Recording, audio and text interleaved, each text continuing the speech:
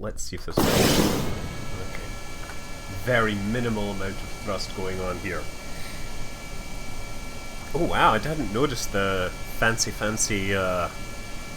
thermal heat haze effects. That's fancy. This plane looks rather unusual. And I wonder if anyone can guess what it is. Well, we'll wait for everybody to get in here, but hopefully it'll take off before it reaches the end of the runway, because that would be rather unfortunate.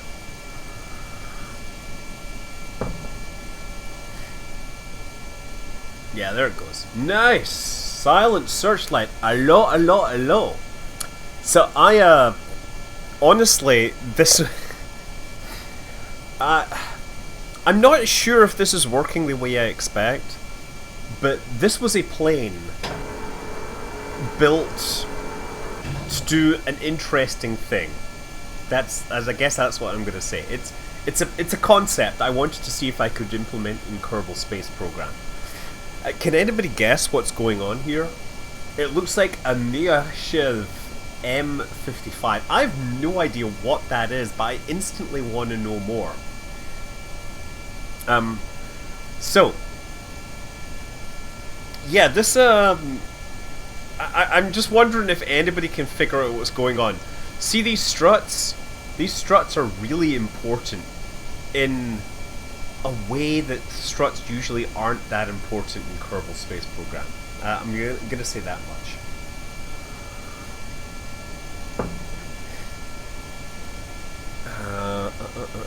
I'm just gaining some altitude right now. Just like chilling out, waiting for people to come in. Yeah.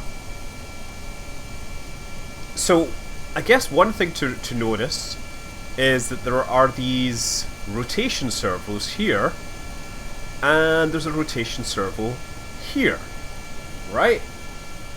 So, in theory, I can rotate this cockpit around.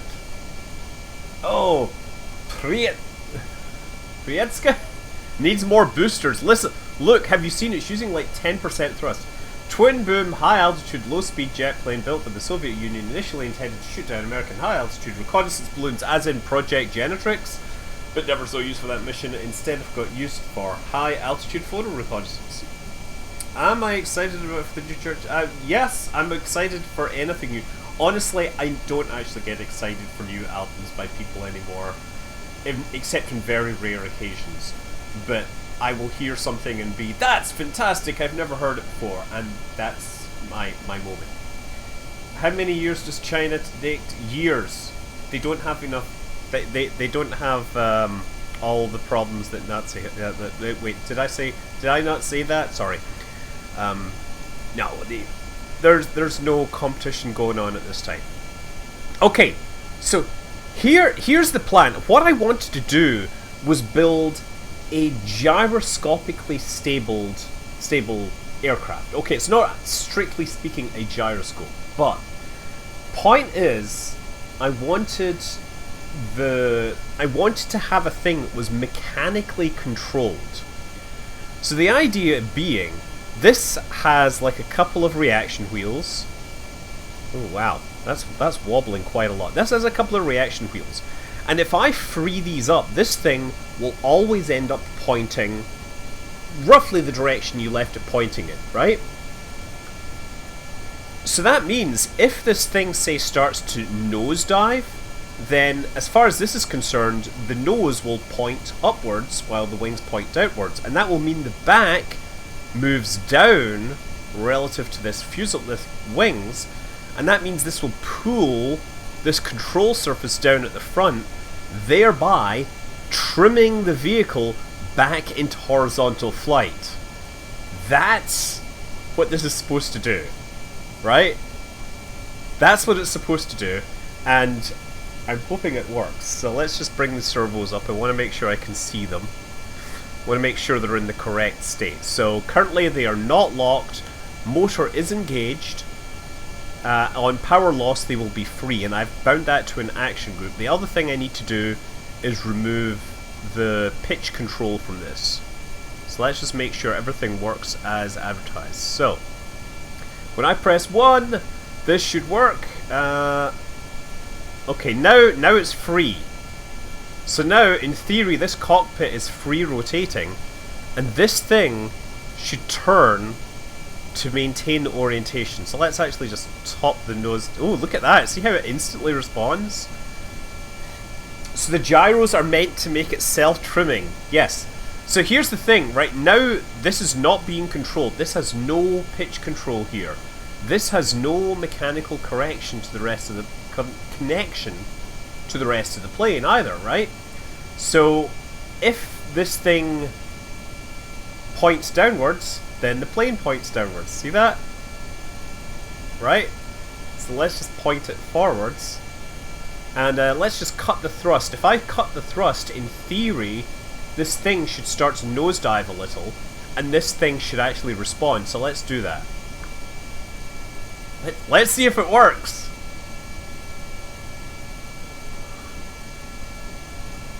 Does that look like it's self-trimming yet? Wow, this is... yeah, it is! Look, as we slow down, the thing is having to self-trim more and more. Do you see that? It's magic! Look at that!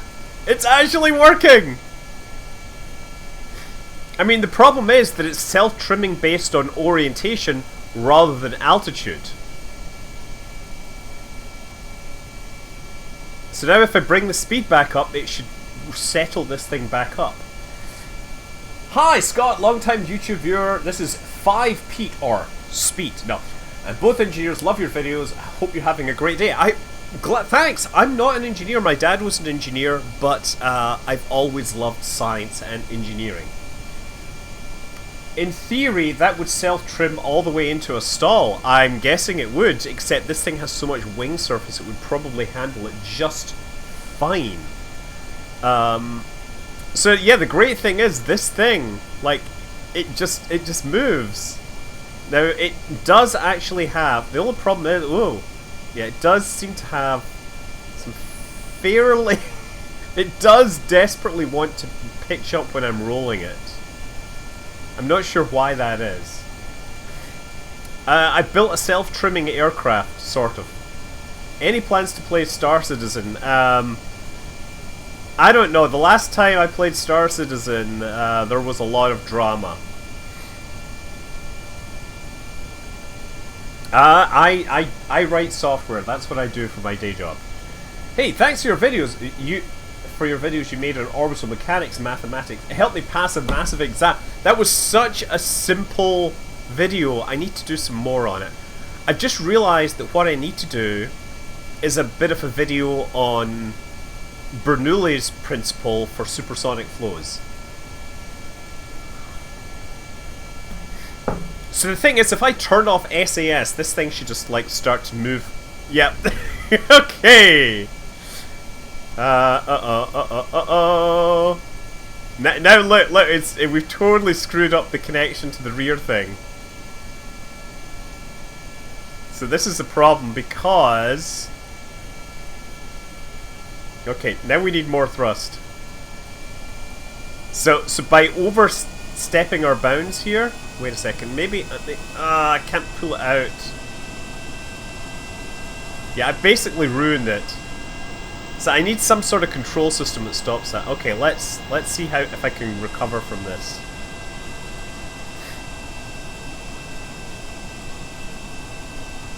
Oh dear.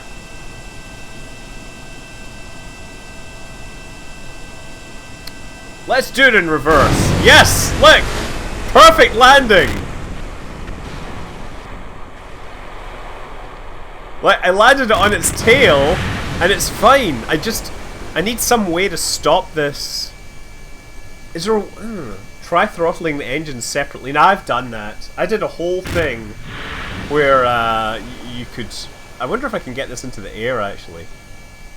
But now I'm curious. If I turn motor on...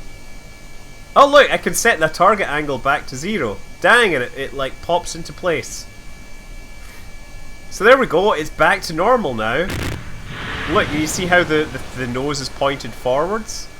So I wonder if I can get out of the water like this. I get plenty of thrust.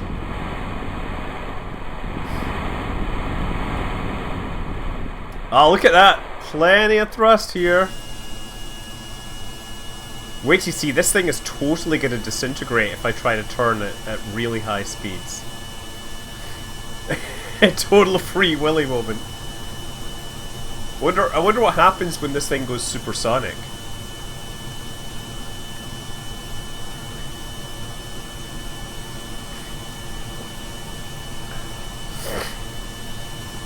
Did you know that fuel being lighter than water was actually essential to the deepest diving submarines in the Trieste, Bathyscaphe Trieste?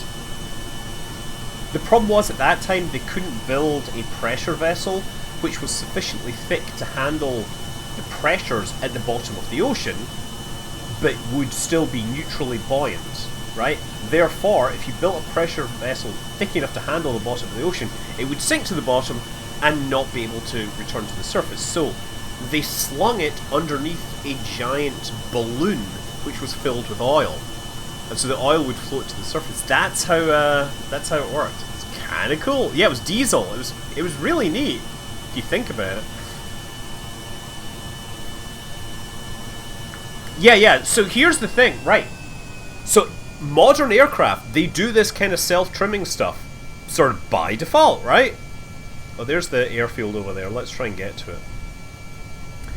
But in the early days of, of rockets, right? Whoa, there we go. Damn, it snapped again. Okay, let me just see. Turn motor on, and it comes back. Brilliant. Nice. Okay, then let's turn the motor off again.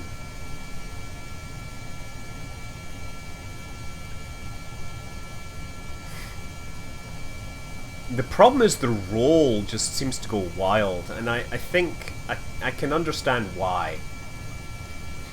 Have I heard of a brand of kerosene lamp called Aladdin? No, I don't know that. What's necessary? Oh, so what's necessary? Last week, I decided to start the stream by saying, hey, let's try docking with a spinning space station, and that turned out to be far too easy. Could I reduce the reaction wheel amount? I think what I do need to do is actually hit caps lock. Maybe that'll help. So that there you see, I'm hitting caps lock there. That's it, right? So it's a little more subtle.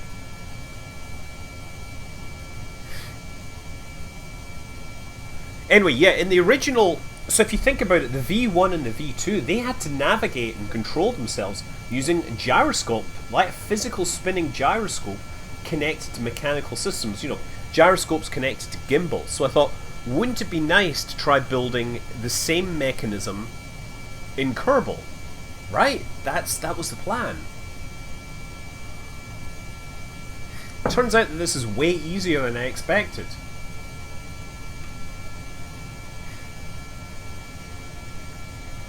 Will I ever do a KSP series? Interstellar Quest was so awesome.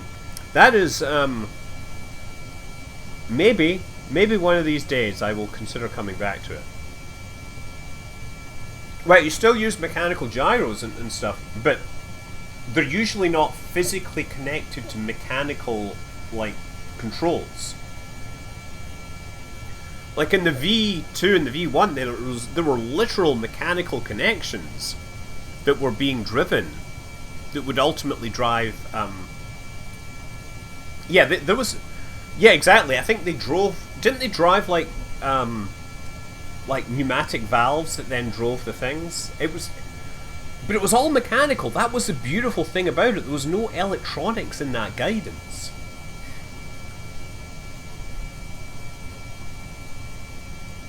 The V2 rockets were made of, steel.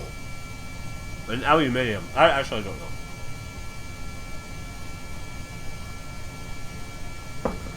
Well, I'm trying to think, should I try to do a self-rolling plane? Okay, let's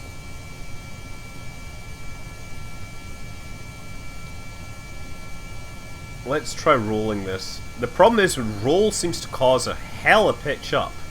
I don't know why that is. Maybe because the roll controls are on the tail. The Atlas D was made of stainless steel. The Atlas was made of stainless steel, for sure.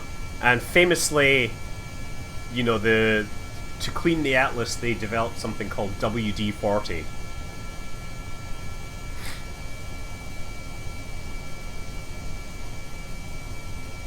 Oh yeah, the electric typewriter. Yeah, that... Like, I want to do a video... Here, I'm going to build you something to let you see a particular thing that I want to do a video about.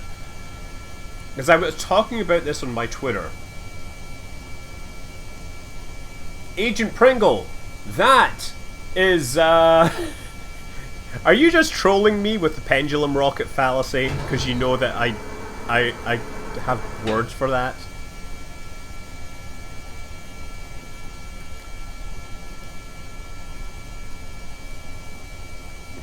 I wonder if I can make it to the runway. What do you think? So, the only pitch control I have is from this weird cockpit linkage thing.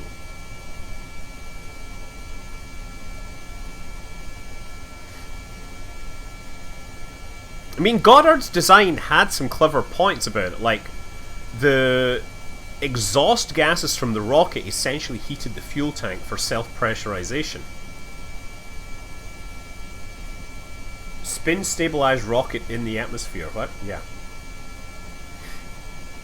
But anyway, yeah, I want to make a video about the Nike missile system. Yes, before everybody knew Nike as a shoe, Nike was the Greek goddess of victory, right? And so, when the US was developing its first surface-to-air missile system, it was called Nike.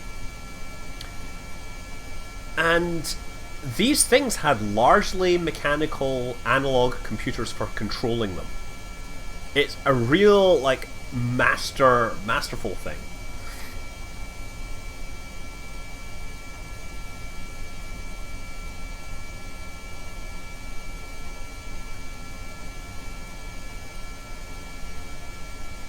Do you think I need more thrust, or do you think I can make it to the surface? Nike! N-I-K-E.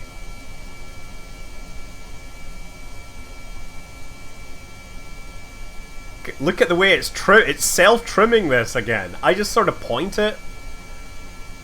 So I live close to a Nike missile base as well. Okay, I do need to give it a little more thrust.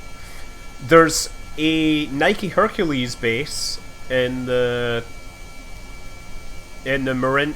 Yeah, this Golden Gate Golden Gate area. Hold on.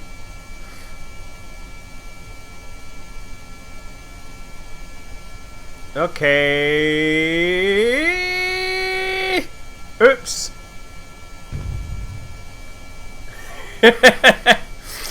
Well, that's an interesting landing. I mean, I think that has to be a record for the least amount of runway I had to use.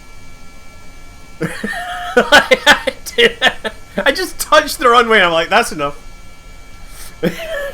These are lights. This is part of my arrestor system.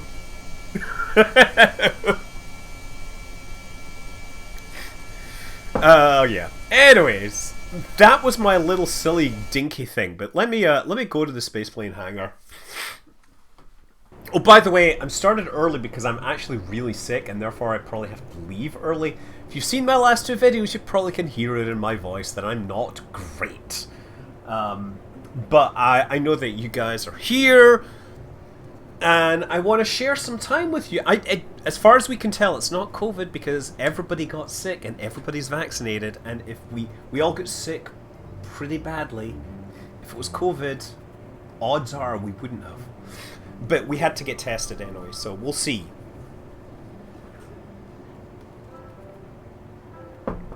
Runway lights not equal to a resting hook. I disagree. Let's save this. So let's build something that looks like the Nike missile system. So, first of all, what we're going to need is remote guidance units. So, it could be Delta. No, but even then, Delta still like, Delta's infectious, it causes you to get sick, but only, like, 10% of people are getting really badly sick. I'm not sure the exact numbers for symptoms, but point is, we're actually all pretty terrible. If you have a dry, you should get tested, one way or another. Like, there's no shame in getting tested. Okay, so I'm gonna imagine... This is a large tank, that's not it. I gotta imagine that this has, like, a thing. Oh, actually, you know what I'm gonna use? I wonder if this works. Could I use a tail boom? Ooh. That's gonna totally look the part. Except that it's gonna be... No, yeah.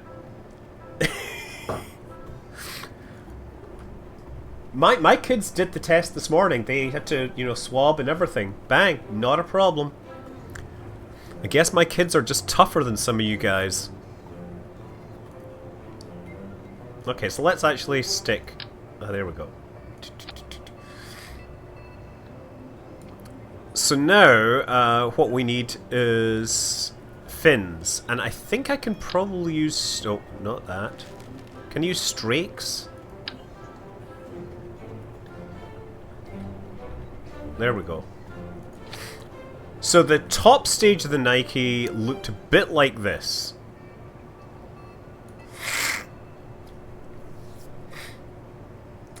I didn't see the video of the Proton stage re-entering, but that sounds pretty cool.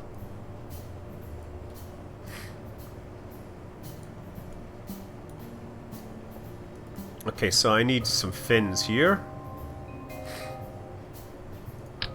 Oh, that's big ass. That's too much. That's still too big. How about this? Okay, now that's facing the wrong way.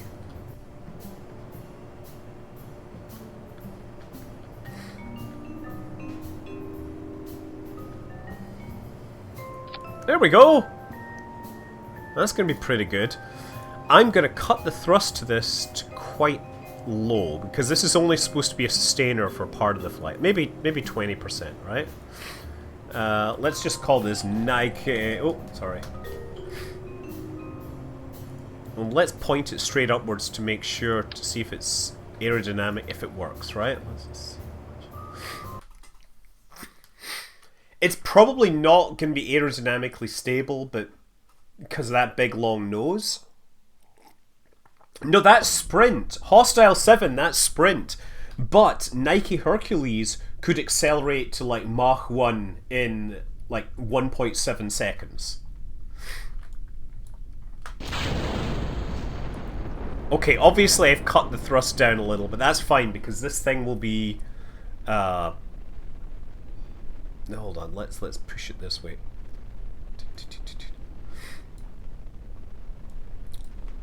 So this is actually just supposed to be the sustainer motor.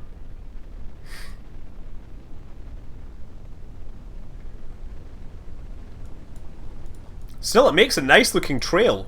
So Nike was one of the world's first operational surface-to-air missiles.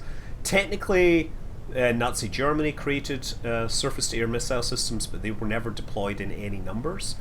And there were other far more successful systems launched, but this was originally started development in 1945, deployed in the early 50s, and yeah, it was all computer controlled. It had multiple radio systems, so it had like a radar dish that would track the target, another one that would track the missile, and then set relay commands to it, and then had a big like trailer, right, that would carry all the electronics that were needed to actually control and steer this thing.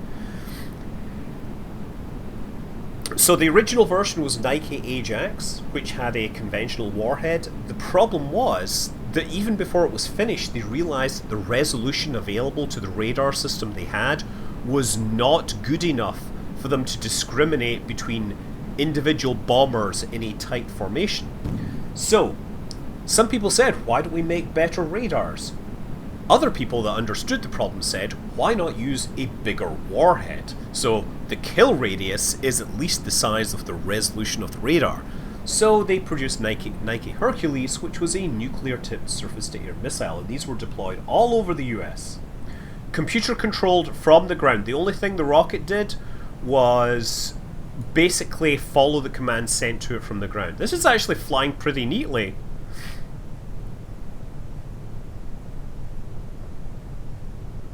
Okay, so we've got the upper stage here, so let's revert flight to the spaceplane hangar.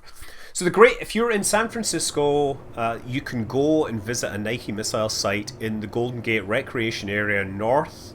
On Fridays and Saturdays, they will actually give you tours, and they have the lift and everything is operating, so you can go in and... Oh wait, which way?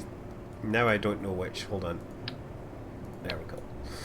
You can actually see them like raise the thing out in its elevator, and they'll deploy it and raise it to launch position. And if you're lucky, you can actually get to see inside the communications and control system and everything. Okay, so next, yeah, it's in Marin County, which is kind of close to me.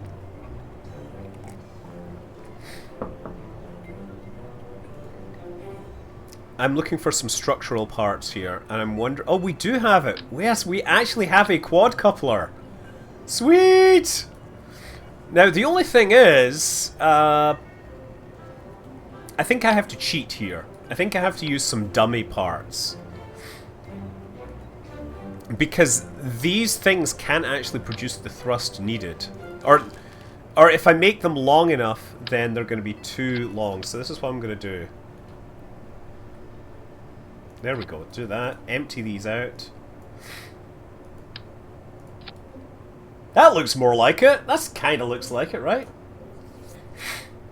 Yeah, Nike SF. So what I want to do is a video specifically looking at the guidance system.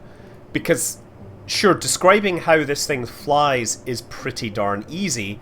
The guidance system I find absolutely fascinating because it's largely mechanical. Yeah, let's actually do this first. So I had these big wing type things, and they were basically static, right? There wasn't any...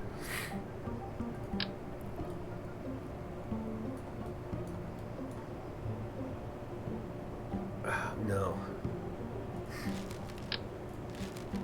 Type D. Is this it? This is only type D? Okay. Pardon me, I gotta try and fit this in. The missile knows where it is by knowing where its towel is.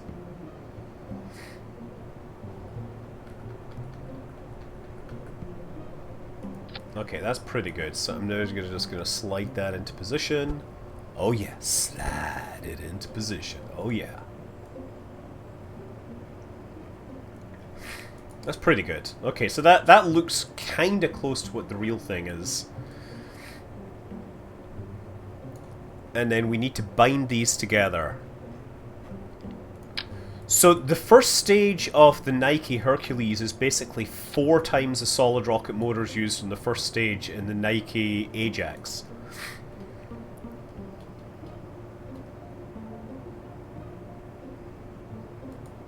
I don't really care. Frankly, we're not really looking at performance. We want to just get this to speed very, very fast, and it might be that I need to actually cut mass from this thing. One of the things I always was telling the Kerbal devs is that they should have the ability to, you should have had the ability to overpower these. You know, wait, maybe that's what I should do. I forget, how do you... I haven't done this in such a long time, but you can use the KALs to overpower things, right?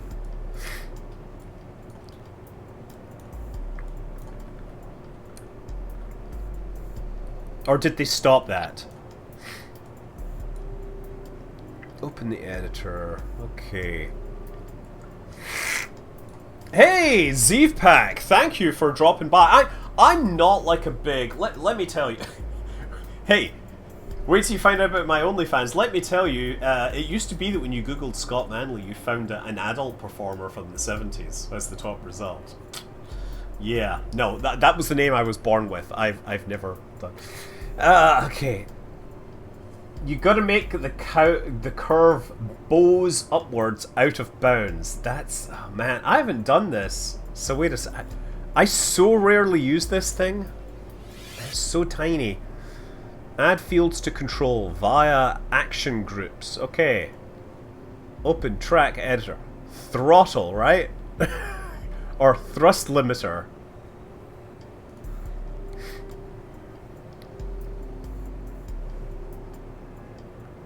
Yeah, the actual Nike looks like a stretched version of this one.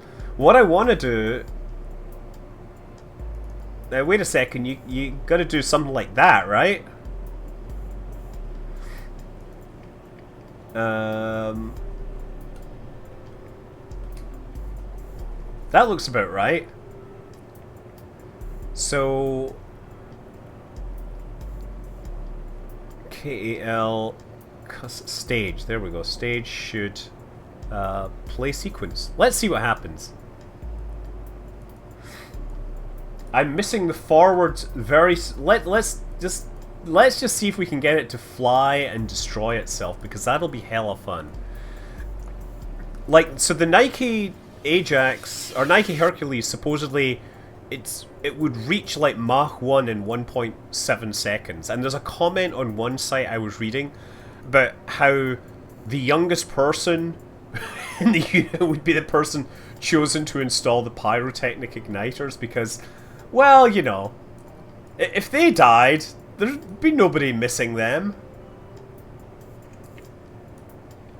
You know what I'm gonna do, actually? Here, you know what I'm gonna do is we're gonna have decouplers. There, we'll stick those on there and then attach these to the decouplers. Why is this thing having such a hard time?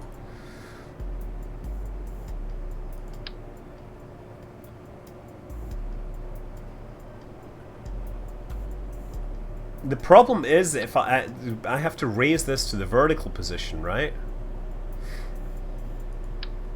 And you don't raise it to a perfect vertical for the reason that it actually needs to pick up some horizontal velocity. That looks about right. So this fires, and this fires. Let's see if this works. Oh, let's see if this works. Am I voicing any chaos? No, they haven't talked to me. I occasionally talk to the team and give them good luck and wishes of love and peace and harmony. We are sending it. Oh, that's not bad. Yes. Whoa, that's actually a little too fast. But that's actually pretty close to the kind of reality we're looking for here. So I think we need... let's give it a little less propellant. Or change the angle. What do we do here? It happens too fast. Let's give it a little less propellant. That's pretty good though. I don't think that was too much at all. I wonder wer Gunther went. Yes. So, Hopeful Dreams, I did actually encounter that site on Sutro just sort of by accident many years ago. Okay, ready, and...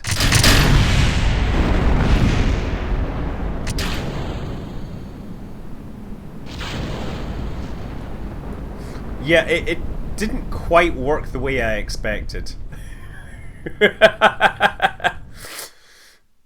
Let's maybe adjust...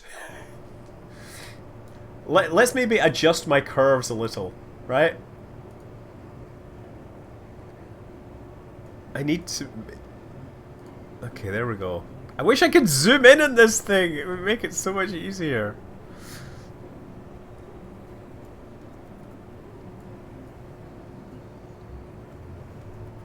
That's probably pretty good, right? Let's do that.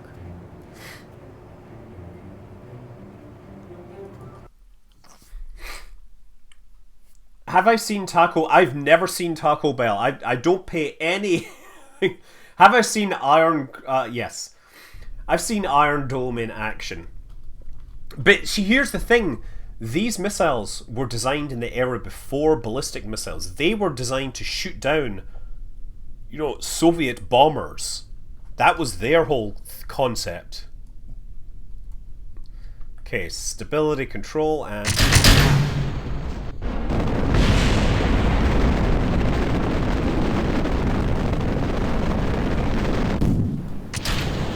That's actually not too bad, Mach 2. But the only thing is it doesn't remain pointed in the right direction. That's actually much more realistic. What about Beaumark? I haven't had much chance to mess with it. I'm just trying to build something that behaves sort of like a real missile system.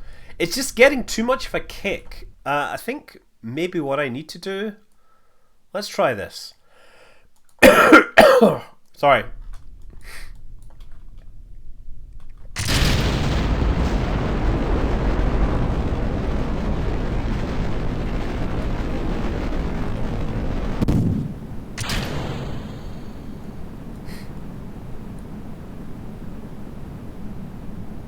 And so now what it would do is like a 3G turn towards the ground. Oh, yeah, it's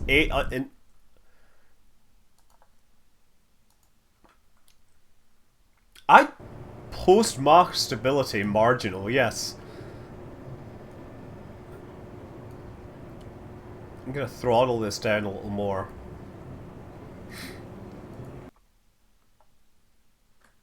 You were doing a virtual lab in science about rocket fuel in science class today. Cool, what rocket fuels were you talking about? I have a friend who got in trouble for identifying an Air 2 genie on tour when they accidentally showed a voodoo with one equipped to the group. Oh, MDMH! Wait, MDMH? Are you talking about MMH, monomethyl hydrazine? Or UDMH? Right?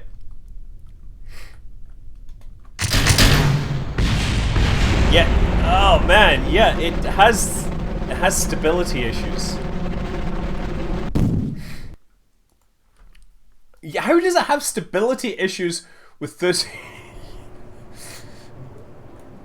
Oakland raver culture? What are you talking about? Okay, first thing I'm going to do actually is I'm going to move these way back because I think they might be responsible. Similarly, I'm going to move these back. I think there might be an interaction problem going on here. Venn diagram. I know quite a few rocket scientists who are ravers. Let me tell you, they talk about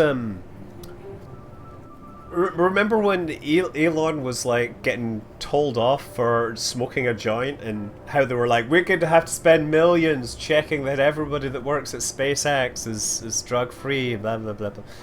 And meanwhile, like I've biographies of people that worked on designing bits of Apollo, and they talk about smoking pot. So it's like, yeah, we put men on the moon because people were able to chill. Don't judge. Not that I bother, but it's just like, it's just funny, right? Okay, we need bigger wings on this. That's the problem. I'm just not sure how to do this. It just needs more passive stability. Well, the way we can fake it, right? Here's the way we fake it. Is we can just add the box around here and that'll add some stability. So, like what we do... 4 of these. And we rotate them. It's pretty good. And slide it into position. So that should hold it just a little more precisely. And the only problem will be is that I think I may need to fix the strut. So I'm just going to add another strut because I've lost it in there.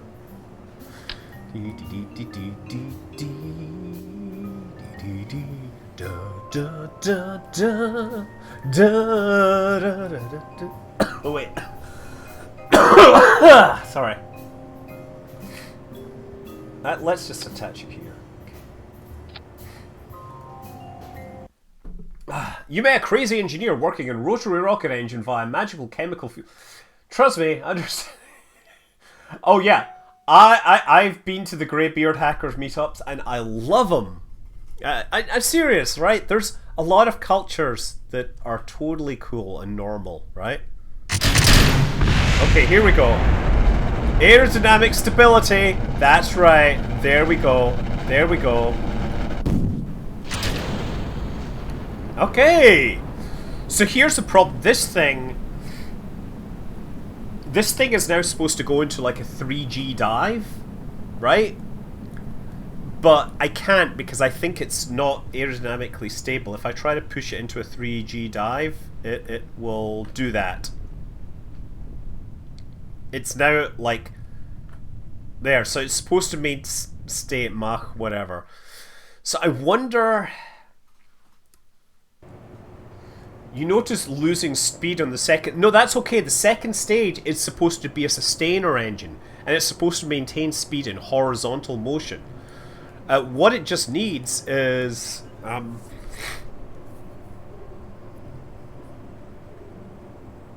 yeah, no, the thrust limiter is only being affected on the first stage, and actually, I mean, we've got enough speed, right? I just need more, again, more stability here.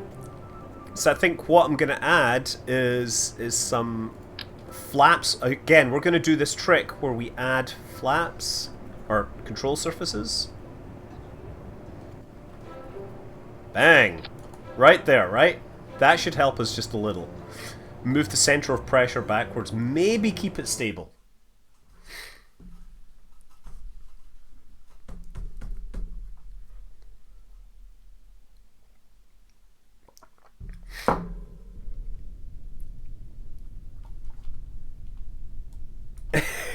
What? No, there's a thing here. There's like a RCS guidance unit. That's all. I guess maybe I could do that. I could have a flap that deploys and pushes the nose down. Let's maybe I can trim that, right? But let's try this.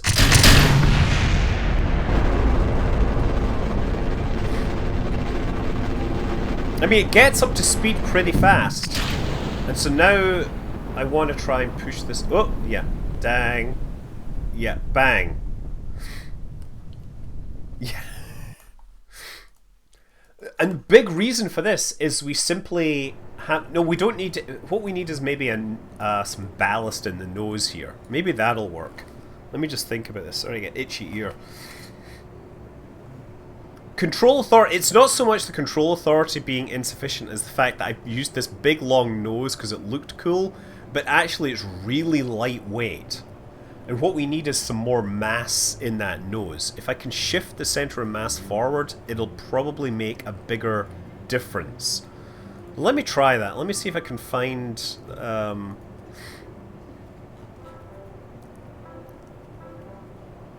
These are kind of like... this is, yeah, small holding tank. How big? Oh, those are still tiny. Radial holding tanks, that's right. Yes, yes, so if we take a couple of these... Lots and a lot of those little cube nodes. No. Or you know what? Actually, what I'm going to do, I'm going to attach them here. And then we'll shift them. We'll fill them up with ore. This is maybe too much now.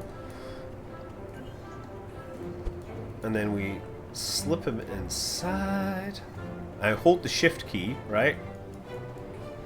Oh. And slide them forwards. So that's when they start appearing, but I think I can probably get a little more. There we go. There we go. Let's do that.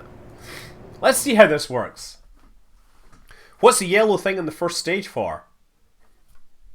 Oh, the yellow thing in the first stage is the KAL controller, and due to a feature, you can use it to overclock the thrust on these. Let's see if we can actually watch the thrust.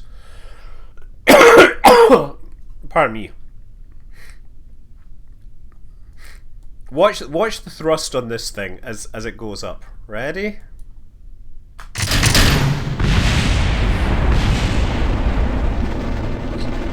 Thrust gets up to like 400, 500, and then it runs out. Okay, and now this thing is going to try pointing the nose downwards. Look at that. That's actually pretty good. So actually what I can do is use the trim here.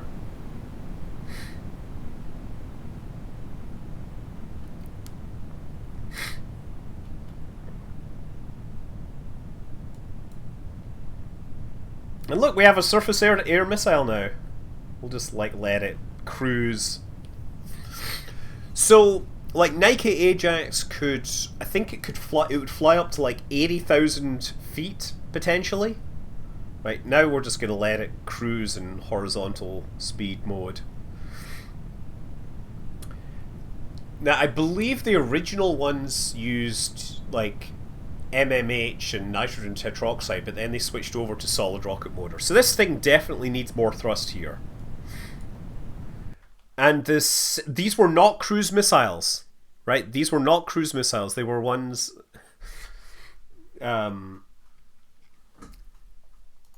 they were just proper surface-to-air missiles. Cruise missiles cruise along at subsonic speeds. I'm gonna actually change the revert flight spaceplane hangar.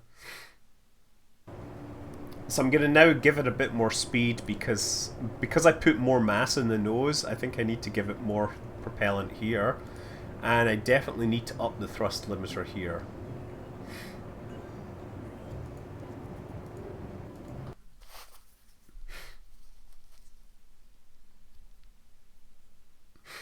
Cruise is all about traveling like at, you know, for long periods of time rather than on a very fast like intercept or whatever. That's really the sort of idea.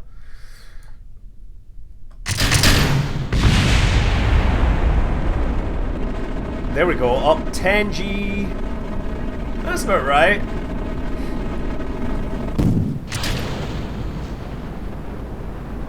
And so now let's push the nose down. Watch the G thing, it needs to reach about 3G. Technically it would reach about 3G, but we're just gonna chill a little. And once it reached a certain point, the computer would say, now hold a half G, right? Dive.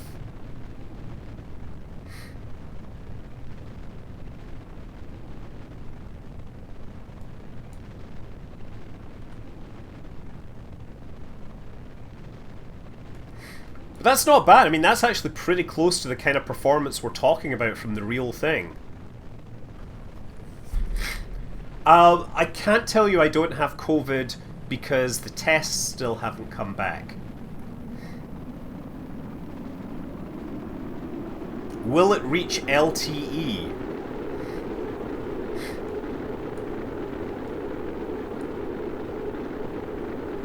I'm fine. I see. Here's the thing. I was really sick on Friday, but now I'm much more recovered. Thursday night, Friday night, I was not good, but yeah, I was sort of back to normal. I'd been operating. Yeah.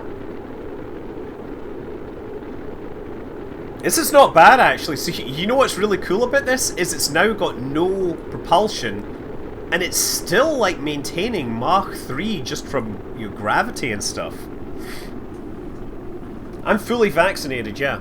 So the fact is that everyone in the family got really sick, and we're fully vaccinated. So odds are it's not COVID.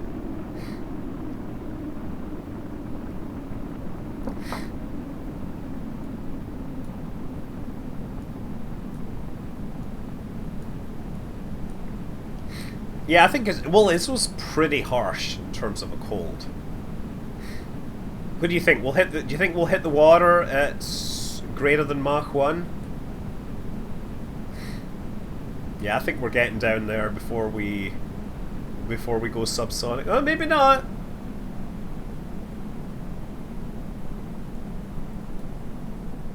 Barely. Bang. How far did we travel? That's a fairly respectable range.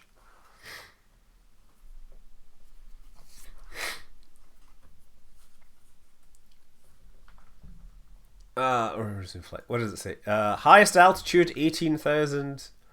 Ground distance covered 267 kilometers.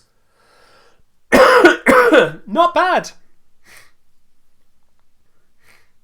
That's not bad at all. I think we've got a pretty good thing. Barely. It's not supposed to be a Scud. It's supposed to intercept planes coming in, right? Now, the cool part is this thing was powered by a mechanical computer. Like, it's wild. I think we've got this pretty keyed in terms of performance. Now, what I could do is add a flap that deploys on stage 2 and then forces the dive. Now, how would we do? It would have to be a flap that deploys out here and pitches it over, right? I wonder if there's a way to do that. I guess you'd have to just like break the stability. Yeah, the V2 ran. Well, yeah, air brake, or can I like break the isolation? Hold on, let's do this. Reverse. Corona Beer and Delta Airlines got the short end of the stick. Either that or they got the best PR, right? I think this is pretty much past. Yeah, I don't know.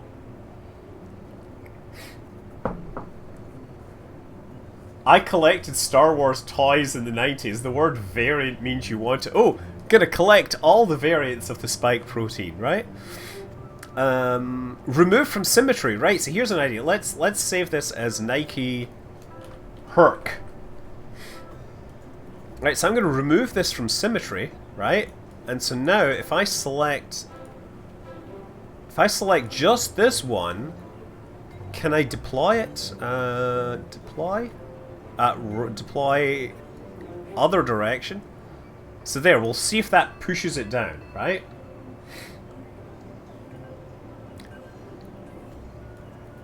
So that should push the thing nose down, and then what I need to do is I bind this to an action group, right? So toggle deploy. So then disable the deploy.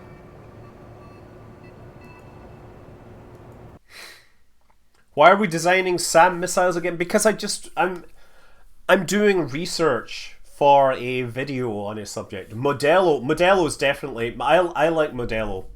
I'm actually a fan of Negro Modelo Amber. And I don't see that around very often. But, yeah. I used to get it at a little Mexican place called La Morenita in Palo Alto.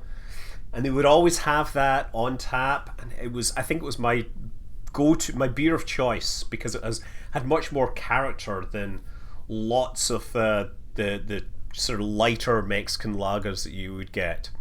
Okay, stability control. There we go. Bang. You know what? I think we have a problem. Okay. Now I've hit the deploy button. It's not deploying.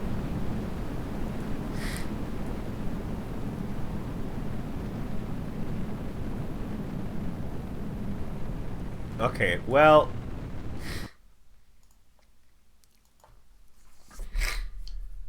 Manly, we have a problem. What?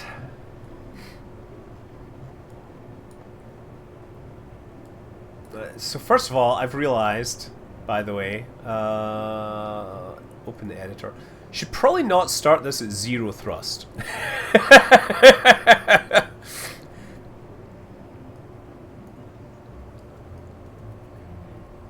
Let's start it at like 65, whatever, right? So there, that'll help us a little.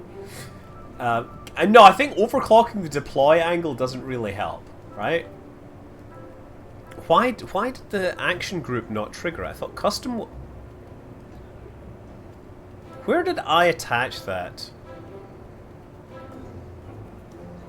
You know what? Let's just add it back in. Toggle deploy. Oh, it's custom 2? Custom 2, that was my problem. Lol.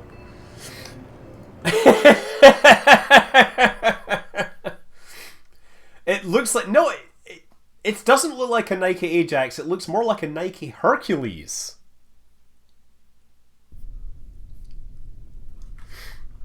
Okay, let's try this again. 1, 2, 3.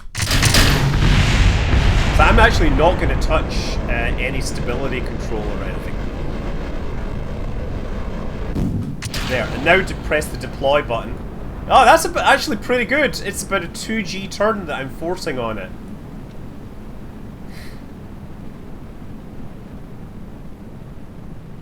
Or I was for. Oh, maybe not. But it's coming over on its own.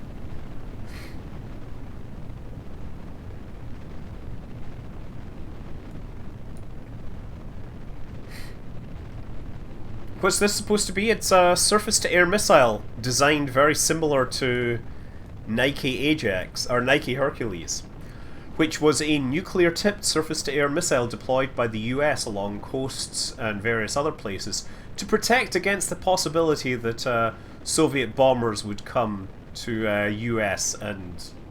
yeah. Yeah, it solved the accuracy. The problem wasn't so much that it wasn't accurate. It wasn't actually... The missile was plenty accurate. The problem was that the radar system did not have sufficient resolution to distinguish between potential targets. So, in the technical language, the kill radius of the device was smaller than the resolution of the radar. Therefore, they opted to increase the kill radius.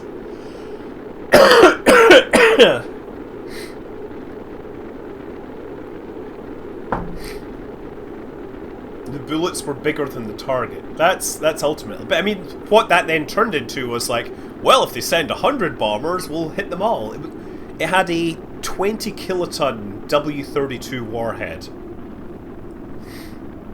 The US... Well... Hercules was designed to deal with supersonic bombers. That was the other thing.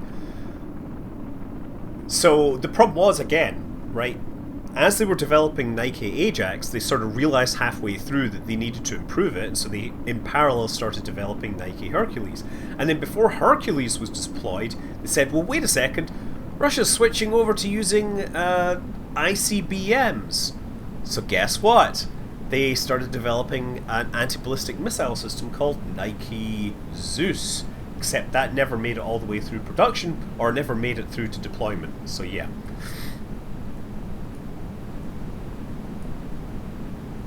I think we're doing pretty well here. What if the X-37B had a nuclear weapon in its payload bay, just in case? Dang! Once again, hitting the ground supersonic. And how far did we travel downrange? 281 kilometers, which is way further than this thing should have done, right? My dad was going to work on the B-70 Valkyrie out of college. I know all about the Valkyrie. It suffered a famous visit. Yes. The B-70 Valkyrie also was considered to be a candidate for using zip fuels. That was where they used like boron-based propellants that would give them much more energy. The idea would be, so the thing, the philosophy of mutual assured destruction and bombers was that you would send the bombers out towards Russia, and then they would come back, right? If they got the callback signal. If not, they would continue on to their target. But I think what the idea with zip fuels was that they would have this tank of super-powered fuel in them.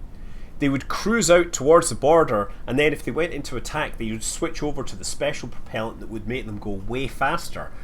And yeah, it was a bad day for everyone because it was really poisonous. And it really screwed up the engines. But hey, since you're fighting a nuclear war, that was probably the last flight these things were going to make. That's right. That is mutually assured destruction. I think we should have a recreational thermonuclear detonation somewhere. People, yeah. No, no. Everybody should not get a free atmospheric nuclear test. No, no, no. We should not have any more. If you're a big fan of America's weapons, if you're a fan of America's, if you're an American, you do not ever want to have another nuclear test in the world, right?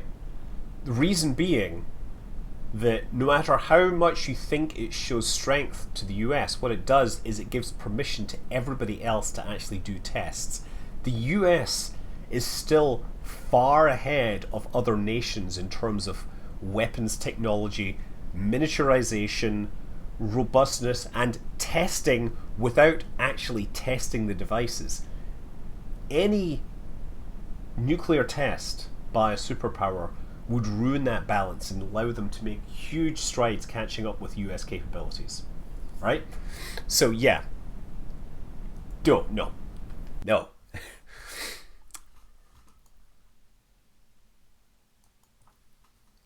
What about, well, the Soviet nuclear rocket is a nuclear engine. That's a different thing. Okay, so now I'm curious. I wonder how hard this can turn.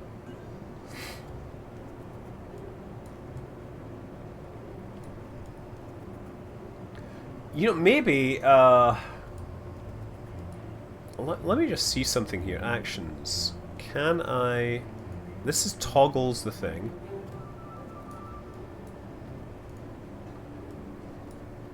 Deactivate raw control. Deactivate. Extend, retract.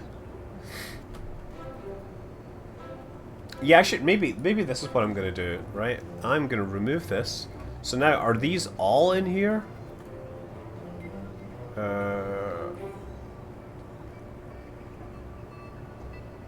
Toggle deploy. Let's try.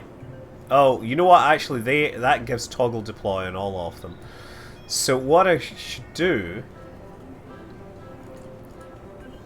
I'm gonna remove each of these from symmetry.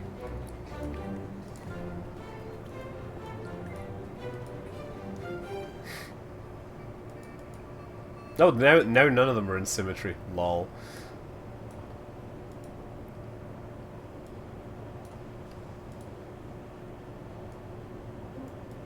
So they should all deploy outwards. Because what I want to do is just be able to lock in a turn before the high, like, resolution control kicks in.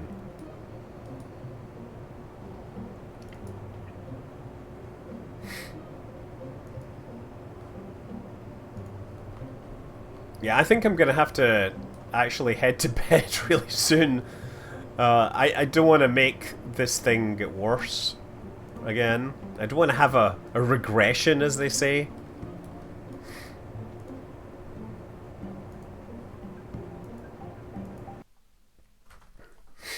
Did you know that there's actually, like, a nuclear test where a paint company sponsored it?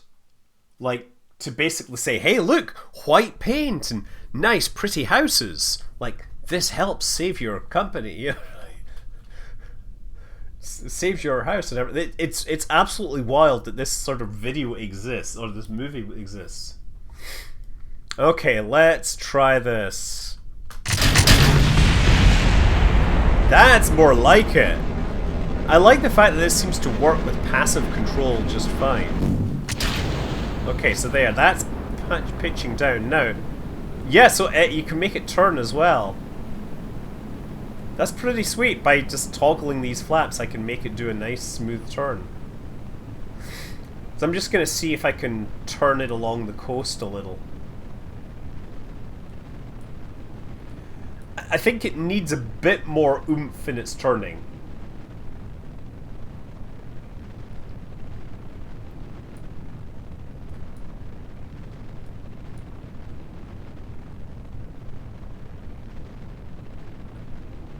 So it's trying to turn. This thing doesn't turn nearly as well as the real thing. I need to fix that.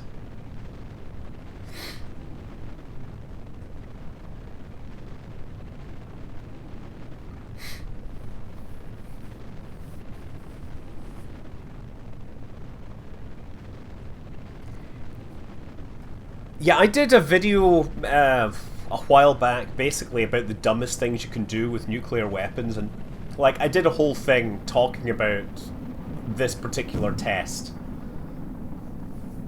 And I mean, obviously, one of my favorite stupid things to do with a nuclear weapon was what oh shoot, I forget his name now. Ted.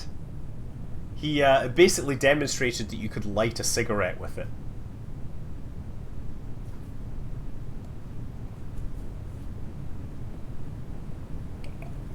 The Soviets didn't. Not everybody talked about building canals and stuff with nuclear weapons. It didn't actually happen.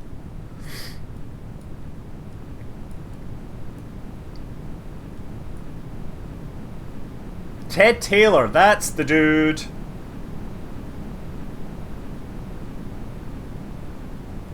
Let's bring it downwards into a nosedive here.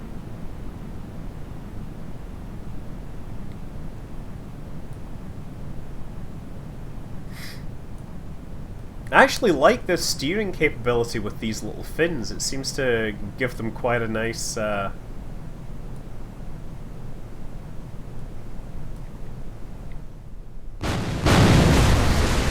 something you may have hit. The way I went to Camp Marin Sierra and met your daughter Sky there. And when we asked about the Twitch bag, she told us about your channel. Hi, Instant Java. Yes. Yes. I guess you're a scout, right? Okay. Or you're a scout leader. In which case, this was oddly inappropriate to be following your... yeah, never mind.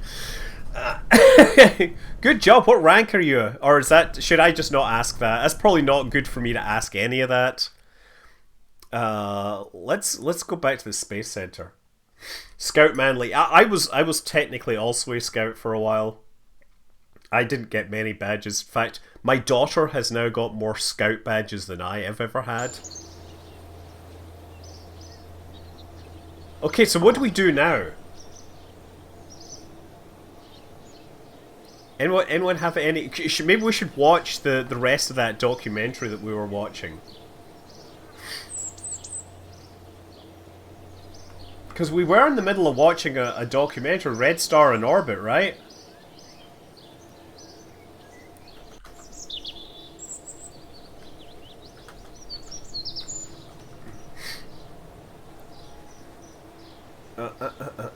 Okay, Red Star in Orbit mission. Oh, this is the one here. Okay, we're gonna pause this, and we're gonna pause this. Because last week we were watching a video, a documentary about the Russian space program, and it was mostly so I could talk about Alexei Leonov and other things like that. But I think it's worth going back and continue watching this because it's fun, and hopefully I'm just trying to get the thing framed properly. Unfortunately, it doesn't quite work the way I expect. There we go. Okay, that's plenty close. Okay, let's start this thing up. Yeah, so this is the third part. We watched part 1 and 2 last week. Yeah, you saw right, Off-Road Lada. That's right. I can tell Scott grinds every night because his Discord is in light mode. What, you think I sleep in the same room? Leonov, the first my man computer? to walk in space, is on his way to Star City. This is Alexei Leonov. Legend. Hidden in woods, First guy to 25 do a miles outside spacewalk. Moscow, Star City is the place where cosmonauts are prepared for space travel.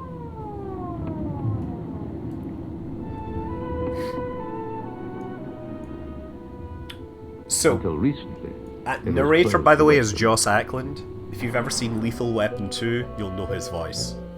Star City was built 30 years ago as the home of the elite cosmonaut corps. But with the country on the breadline, glory is not enough anymore. Oh. Space travelers, like everyone else, must prove they can pay their way.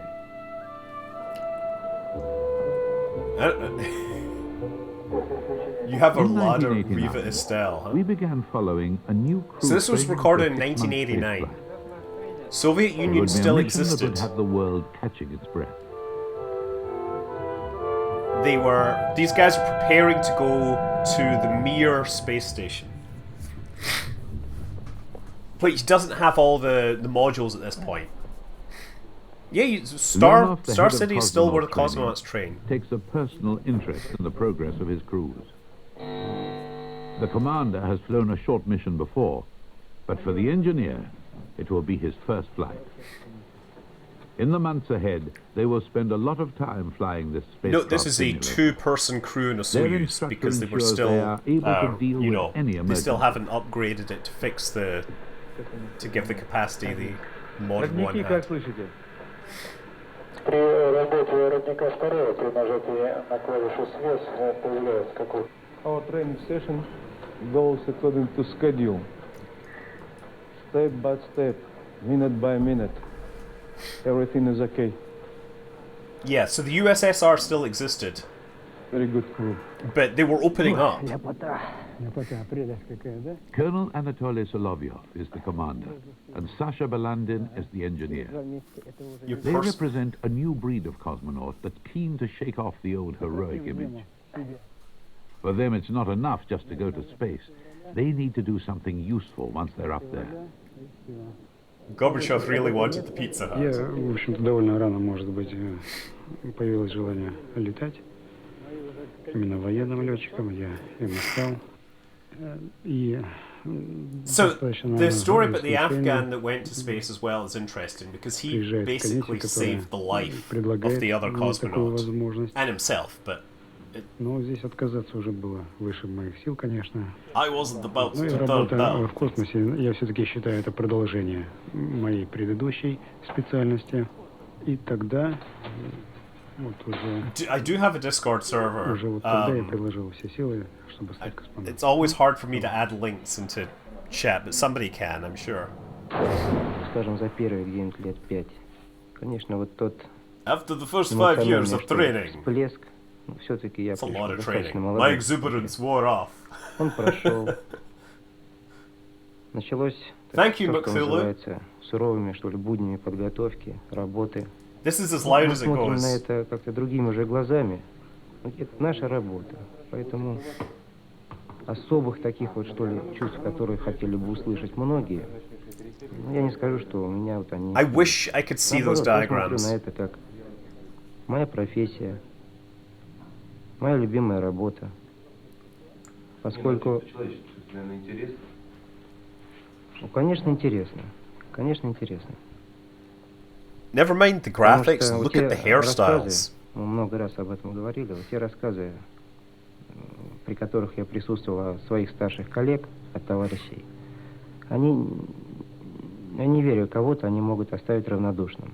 Ну, вот 3 раза в таком скафандре я отправлялся в космос. 3 This guy's раза great, I like him. на таком корабле возвращался обратно. 3 раза наша жизнь висела Our на lives этой hung on this веревочке, rope. и 3 раза эта веревочка нас выдержала.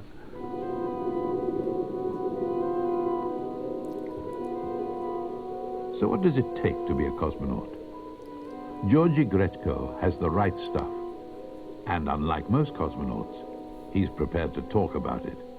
Конечно, мы не божьи сыны, Георгий. мы такие же люди, но только когда случается опасная для жизни ситуация, как правило, человек теряется и даже забывает все, что он знал и умел.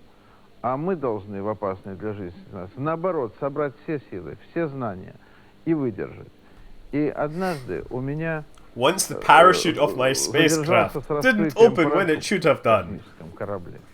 И я думал, что мне осталось жить 5 минут. И это было очень страшно. И пот выступил, и сердце застучало. И как-то такой был страх, вот, который меня сковывал. Он, вот под его действием мне хотелось закрыть глаза и ничего не делать.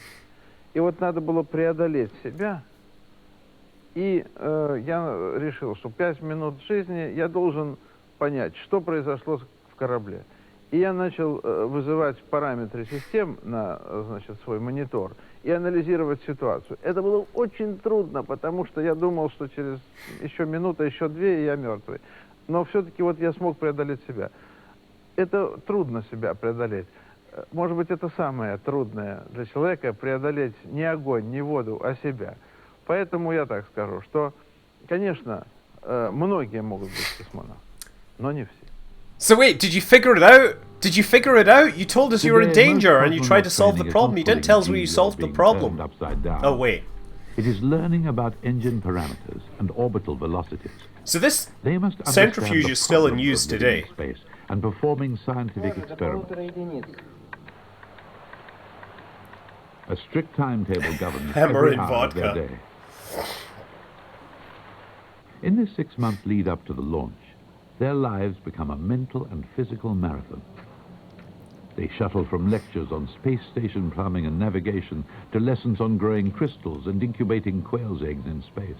Yeah, look at the Both of them have been in training for a total of 1980s 10 years. Russian The car. last 2 have been spent together, preparing for the current mission. Boy, The 80s Loveyov's Russian wife, technology. Natasha, also works in Star City.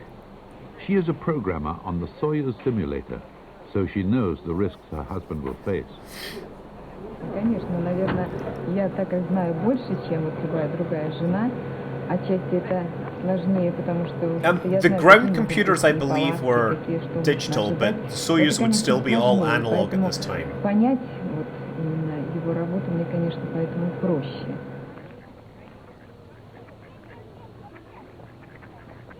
The Solovyovs have 2 sons, Ilya and Gennady.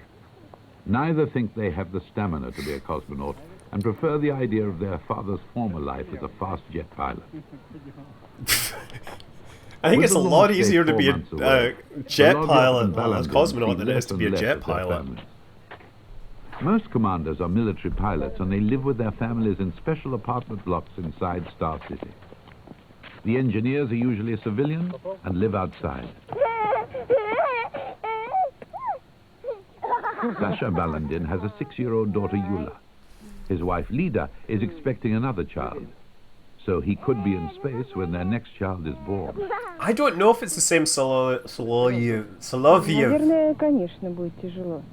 Но, по крайней мере, то время, пока он находится даже сейчас на подготовке, я, в общем-то, ощущаю, конечно, его отсутствие. This is a British То время, documentary. когда он не был на подготовке, мы чаще вообще были вместе, и дочь чаще видела папу. Но, тем не менее,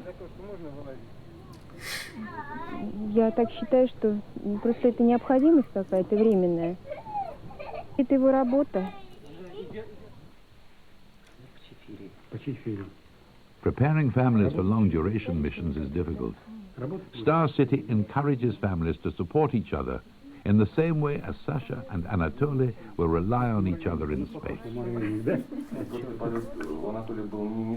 Нет, только 10 дней, поэтому... It only Там lasted это 10 было, days. ну, такое немножко, можно даже сказать, может быть, шоковое, что ли, состояние. Эти 10 дней так промелькнули, и вроде кажется, вот, ну все, наконец все в порядке. А вот как это будет полгода, это вообще-то я... Yeah, so this is Soyuz TM9. That's correct, Jared Bennikid. Для меня, естественно. Мне, наверное, еще сложнее, чем Наташа, представить, как это все будет происходить. Потому что тренировки, мало того, что... Да. То есть я не знаю, как это будет. А как же? Особенно я. Ну как, неделями не появляешься домой. Да, вот это точно. Bunny Kid, okay. Oh, look, he's playing Arkanoid. Обрадуется. Папа улетел, контроля нет. Ну, моя, наверное, будет... Папа, давай быстрее приезжай из командировки.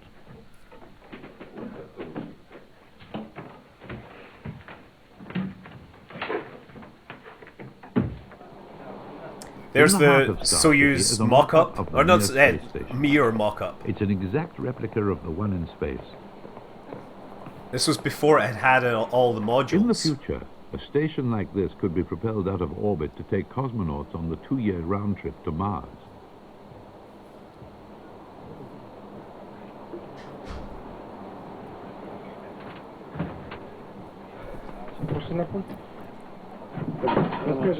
Расскажем о It's a нашем very доме, realistic о KSP нашей mod. станции, где мы будем жить, работать, обитать. We unfortunately replaced the Kerbals with like pink-skinned five-finger mutants. Данные для медицины, ну и, в общем-то, для развития пилотируемой космонавтики. О нашем I доме. need to get this in О нашем доме, higher о нашей- resolution. Сколько? Раз, два, три, четыре. О четырехкомнатной будущей квартире. За этими бортами находятся вычислительные машины, бортовые вычислительные машины, которые помогают нам выполнять режимы различные, выполнять ориентацию. Они по нашей программе, Like, this is the по control нашей system for программе, Mir. которую мы Like, there's a задаем control с deck этого and everything. поста, управляют всем комплексом, даже тогда, когда мы спим. Sleeping in space can be a strange sensation.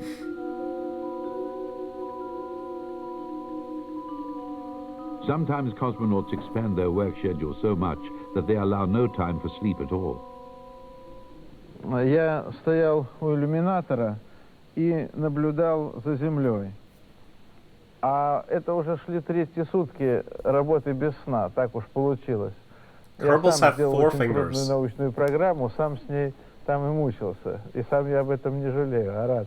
Так вот, третьи сутки без сна, и я смотрел в иллюминатор и уснул, глядя в иллюминатор. И I мне love it, he's потом just уже like, I fell Зенебеков asleep. рассказывал, что когда он And вошел в yes, этот it's that guy, то он увидел, Jivan что я вот так whatever. вот сплю, The spinny вот в таком guy. положении, а ветер от вентилятора несет меня по кабине, я ударяюсь об стенку, отлетаю, ударяюсь об This is эту like стенку, such a good story. и тем не менее сплю вот в таком It was положении. just like, По бортам у нас на станции вот Floating имеются такие around. кишки, через которые снабжается весь борт, все жилые отсеки воздухом. Осуществляется вентиляция. А теперь мы, наверное, пройдем немножко ближе не к центральному посту, а к нашему столу, к нашей it could бытовой definitely get зоне. better than this, because this is recorded at very low bit rate.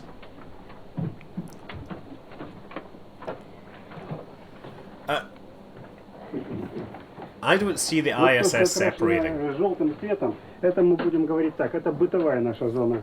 Наш стол. А беговая дорожка находится совсем рядом. Это наш маленький спортзал. Беговая дорожка, где можно регулировать дозированную нагрузку. There's a 2 hours cool daily film. exercise is vital to help prevent muscles and bones wasting away in zero gravity. Ну и в этой же зоне мы видим две каюты. Одна каюта, в которой находится старший. I'm an outside of the командир, cinnamon roll. И напротив это каюта командира. Точно такая же каюта. Когда придет время, когда друг другу будет несколько тоскливо смотреть, мы можем разойтись туда и отдохнуть. The person who has spent longer in space than anyone else is Yuri Romanenko.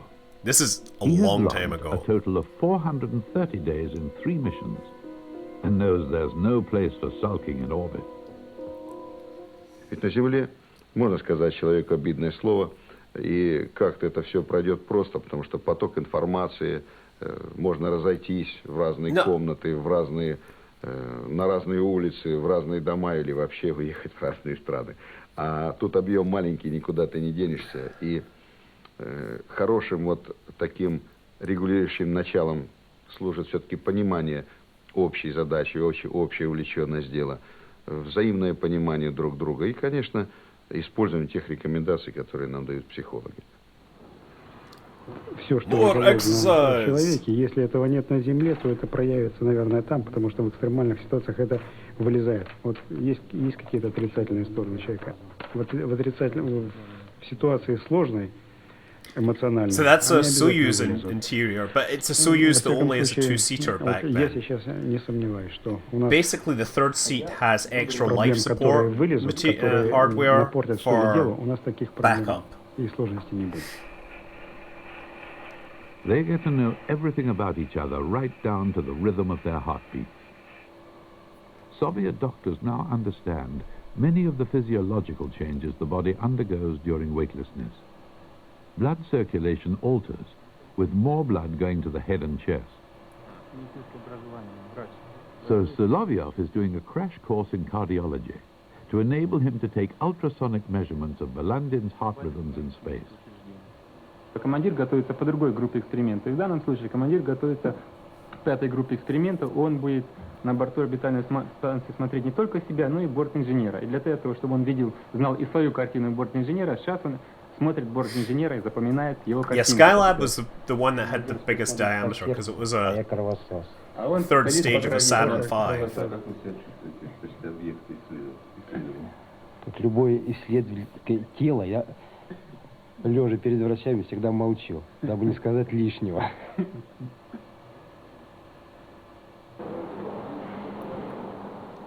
The most testing part of the Soyuz flight. Well, Bigelow inflatable module hasn't rendezvous with the got space anything station. working anymore. The approach and docking is meant to be automatic, but if it fails, Falcon Heavy can as it launch sometimes ISS does, modules. It's going to launch commander modules must for the take over. gateway. In this special simulator, he is able to practice this delicate docking maneuver. He sees a video simulation as he approaches the space station. He aims his sights at a crosswire target under the station's docking port. Yeah, Bigelow sort of exists in name, and that's about With the it. docking complete, Leonov meets Solovyov for a quick debriefing.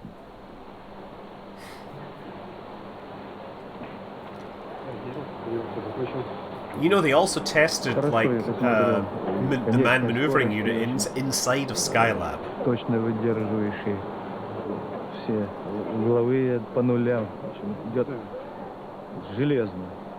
Переодевайся. Вот.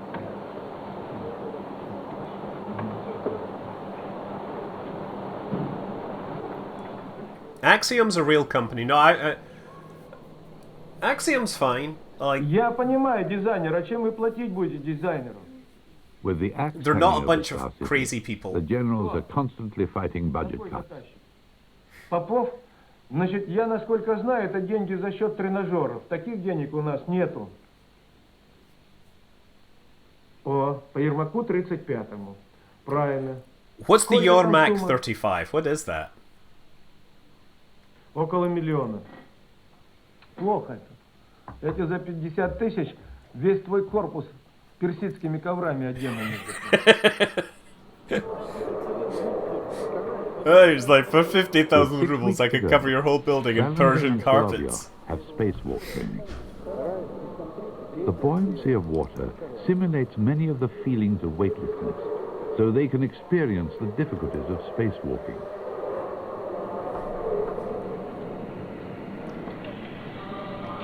So this is the Orlan suit. So the Orlan suit, you have to get in through a back door. You slide your legs in, slide your hands in, and then they close the back. It's actually designed in such a way that you can put it on yourself, I believe. Which isn't true of American suits. I don't think. Наверное, в средние века, я так иногда думаю, когда надевали на себя вот эти рыцари, где-то примерно такое тяжело, чувствуется тяжесть. Ну, рукам более-менее свободно. А так, в общем, в воде достаточно легко работать. So you see how it has the rotary joints in the arms, in the shoulders?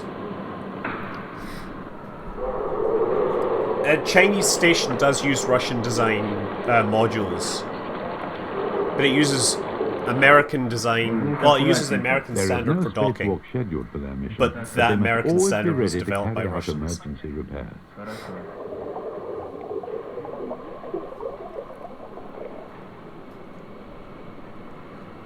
Today they have to perform a safety drill where one partner rescues the other.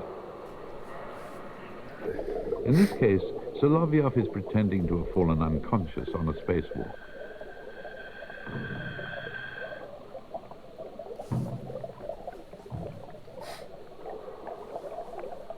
Balandin must pull Solovyov back to the station airlock. Each time he moves, he must fasten himself to the station with clips to prevent them both drifting off into space. Yeah, Shenzhou's a bit bigger than Soyuz, but it's very similar. Здесь цель последнего упражнения, мы ее повторяем, в общем-то, периодически каждый. То есть сначала там я не работоспособен, потом Анатолий. И каждый The docking проводит standard своего that the товарища US от uses места начала вот had its beginning in the docking standard that Buran was места going самого to выхода, use. закрытие люков, They took the наддува, Apollo-Soyuz суперовой system, проводки. but in the petals, they folded Ну, them а inwards насколько instead of это outwards. That was тяжело, the main change. And those dimensions have pretty much been представьте, maintained как, не since. знаю, из болота вытаскивать или утопающего. Хочется и быстрее прийти в камеру, быстрее надуться.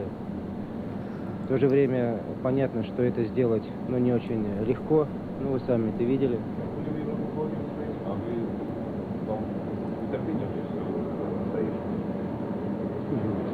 Конечно. Одно только то, что вот наши товарищи, которые выходили в космос, я говорю, только одно, как они рассказывали, чисто вот такой эмоциональный всплеск, как это все смотрится не из внутренних объемов станции через иллюминатор, а вот так в живом виде, уже только это вырастает в очень большое желание. Romanenko is a veteran spacewalker, although his first excursion took everyone by surprise. Oh yes. Funny story again.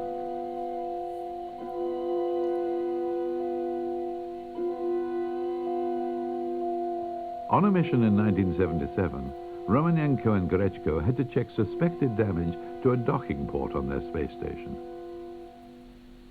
Я удерживал Георгия Гречко в проеме стыковочного модуля, открытого, значит, люка, за ступни скафандра. Вот прям, вот за эти ступни были сделаны специальные ремни, и я его держал примерно вот так, рукой, в перчатке. Фиксировал. Для чего это? Для того, чтобы он своим корпусом скафандра, своим ранцем, а он довольно жесткий, вот, не смог дополнительно нанести какие-то повреждения полированному стыковочному шпангоуту на... This was Salyut 6, huh? И хотя в конце такой был случай, что я уже хотел закрыть люк, а Юра говорит, подожди, я был в 1 метре от открытого космоса, я хочу тоже выйти из станции. Но я говорю, у нас время не рассчитано, нет времени, но, конечно, выходи, я тебя понимаю, только быстрей. Он молодой, смелый, горячий парень, он оттолкнулся и полетел в люк. И вдруг я увидел, что он свой вот этот сейф-белт не закрепил. И хорошо, что он летел ко мне этой стороной, и я успел его поймать за эту веревку и спросил, Юра, я говорю, ты куда собрался? Куда ты летишь? Вот. Но в действительности это не было так опасно для жизни, потому что был кабель электрический, чтобы в его ранце моторы, электромоторы приводились в движение электричеством от станции. И поэтому, если бы он улетел, он бы не улетел совсем.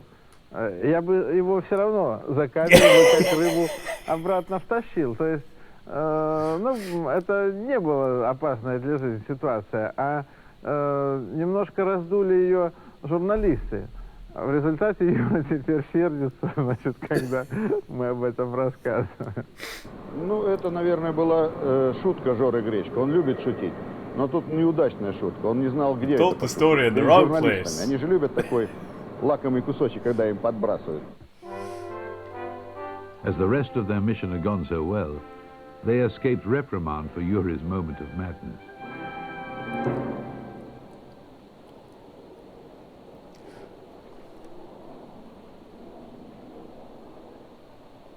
There, December 1989, sorry. General Zanibekov faces a crisis. He is in charge of the day-to-day running of the space station missions, and has himself been to space 5 times. This is the T-handle guy. After a series of delays, an extra unit designed to expand the Mir space station has failed to dock. It missed by several kilometers. Zanibekov calls a meeting of mission specialists, many of whom are veteran cosmonauts. The fate of the drifting module will be top of the agenda. Далее, завтра стыковка. Кванта This is, yeah, Kvant was this. That's what this is all about. На 15-22 ориентировочно. Валерий Александрович, как у нас вообще обстановка общая? Все идет нормально, сегодня выполнили маневр на модуле Д успешно. Да, штатно. Завтра экипажи будут выполнять ориентацию комплекса в ручном режиме. On the following afternoon, the Stray module Look at made the really another high growth. quality computer graphics from the era. This time it successfully docked with Mir and was swung round to the vertical position on the multiple So they docking did ports. have like a small robot leaves the arm main for port moving free to receive modules cargo around. ships, They would dock to carrying one and then it groceries would be and other moved to a valuable second module after being latched on. In the last month of their mission aboard the space station, the current crew have a two-way television link-up with their families. If everything goes according to plan, Belandin and Solovyov will be up there for the next family communication in a month's time. Have the Newts survived? Yes, they'll be going back to Earth in the cargo ship. The cargo ship is gonna burn up in the atmosphere with the Newts. They had no way of returning them. I want to know where that kid is and ask him. They'll be returning home very soon. We're preparing it for the journey, for a Viking funeral. It's nearly ready to leave, to die. But the crabs and snails will stay here. Can we have an F in the chat for the Newts? Что это? Это растение. А почему у нее листьев почти нету? Ну тут один человек только нормально может жить, остальное все выживает как карлик. I want to know more about that Hidden experiment away in now. Star City is a shrine to the first cosmonaut, Yuri Gagarin. So they have Yuri Gagarin's His office. old office is kept exactly as it was, frozen in time. Рабочий кабинет Юрия Гагарина. Здесь сохранено все так, как Never mind the Newts, this is Yuri's office. В 1958 году стол, шинель, которую он снял перед полетом, надел летную куртку, часы остановились на 10 часов 31 минуту. Время столкновения самолета с землей.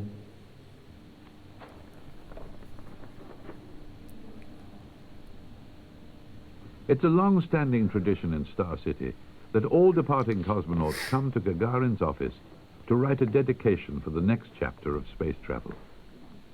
I wonder if they still do that. Жизнь подвиг Гагарина, With like, открывшего I wonder if they do it with the человечеству всегда будут non-Russian тем идеалом, cosmonauts. к которому стремятся новые поколения космонавтов. Yuri never Мы went to считаем space своим долгом again after his и first этот полет flight, but осуществить по he was in a Гагарину. training flight in Люди MiG. сейчас действительно не знают ни в лицо, ни по фамилии, в общем-то, любого спросить.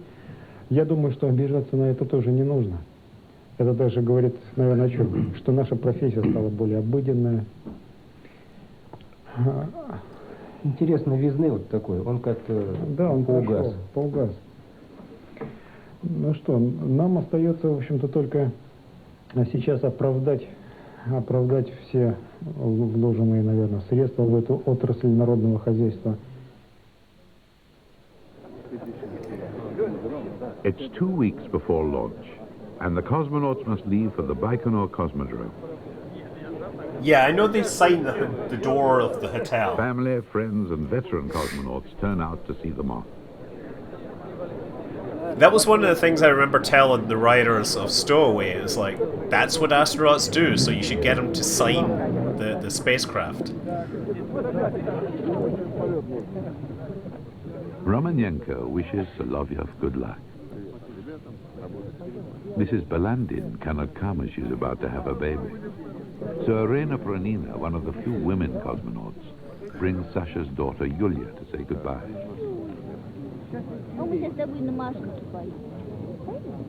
I don't know if for all mankind. I don't think so. I don't think. I haven't had any direct contact with For All Mankind writers. Otherwise, I would have fixed some things. Пошли.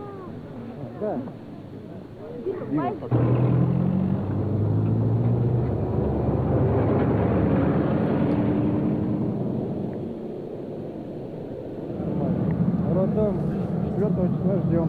Теперь Look at those hats. Does his head go all the way to the end of that hat? Там, где она просто рожала, я могу сюда поехать. Это очень важно, чтобы она останется одна, знаешь, как плохо. The Law of Dog, they actually explain that in the show.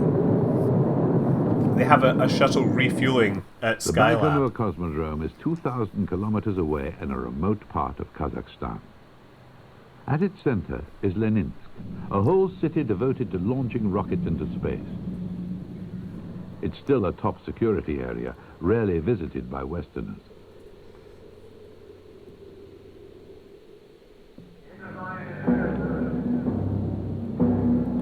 But they get to go. Yes! There's the Soyuz! In the entire history of the Soviet Look at all space those program, engines. This is the only type of rocket they have allowed cosmonauts to ride on. Koryolov's 30-year-old design, which took Gagarin into space, is still dependable.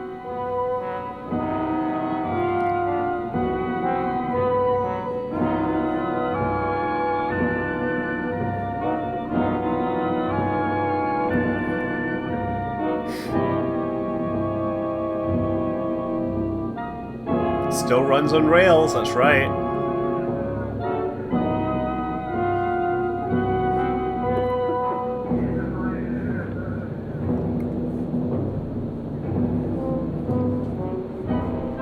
It's minus 30 degrees. Much too cold for a NASA shuttle. And minus 30, by the way, this would be Britain, so they'd be talking in Launch will go Celsius. up.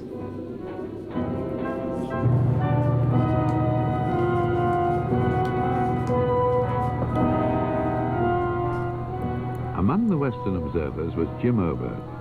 And there's a Jim former Oberg. NASA mission controller from Houston. He would be among those witnessing a Soviet rocket launch for the first time. So he's... Jim Oberg's a big, like, according to Russian plan. space nerd. Landin and But he's Solovyev will be American. leaving Earth in 2 hours' time. And this was the first time he got to see a Soyuz, so I love the fact that they got this on film.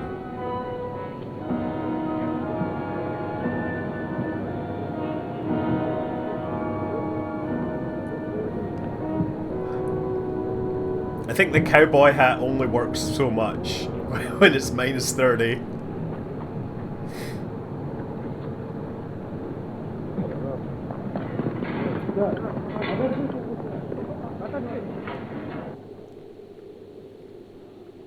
What do I think of Vulcan Centaur? Looks like a fine compromise between what Atlas and Delta did. Looks like it's a good way for ULA to move forwards. And I hope that the engines get delivered soon.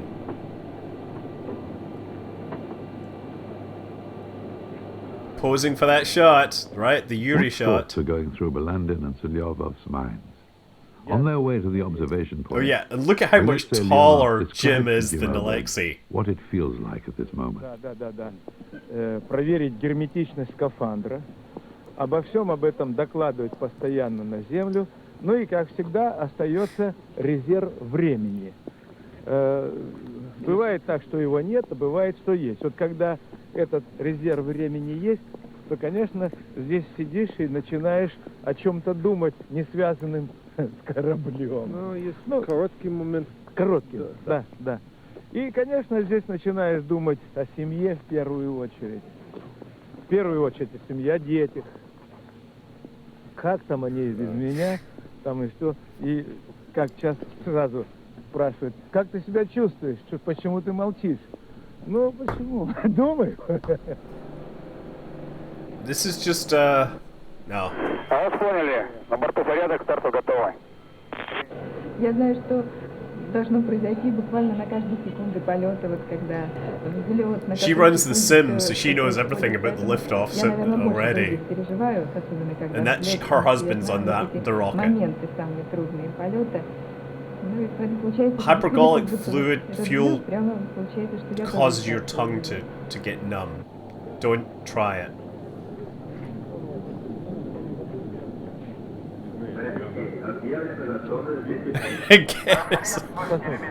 You know, you didn't realize just how short Alexei Leonov was until now. It tastes like liquid explosive cancer.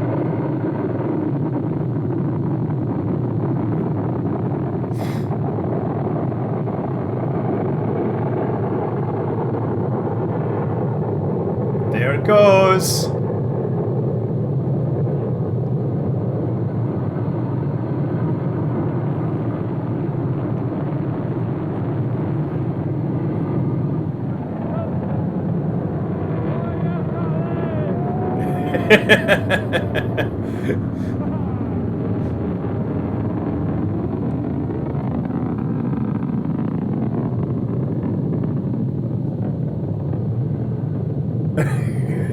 Like James is so nut. He loves it.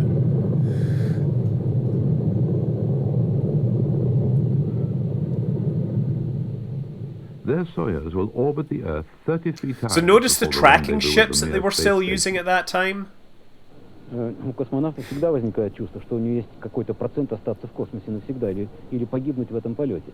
Такой процент всегда есть. И, видимо, это не только в советской космонавтике, и в других странах тоже это всегда будет повторяться. И всегда имеет место такие отказы и возможности. Поэтому, когда уходишь в космический полет, то поневоле понимаешь, что ряд процентов за то, что ты не вернешься домой. It's 2 days after liftoff. Mission Control are monitoring the next tense moment. Their link up with the space station. Russia had something that's similar to TDRS, but it's not entirely working right The now. final approach is going well. Everything is running fully automatically. At 9:38, Moscow time, the ship docks with the station, exactly on schedule. Before the crew do anything, they must check they have an airtight seal with the space station. Then they can transfer to the orbital module to change out of their spacesuits.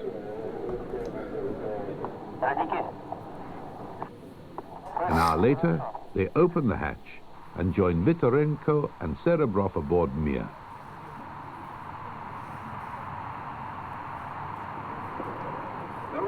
The first couple of weeks in space are the most difficult for the human body. Often cosmonauts feel nauseous as they adapt to weightlessness. If their faces look bloated, it is because without gravity, more blood goes to their head. You read that as TARDIS, yes. The TDRS, Tracking Data Relay Satellite System.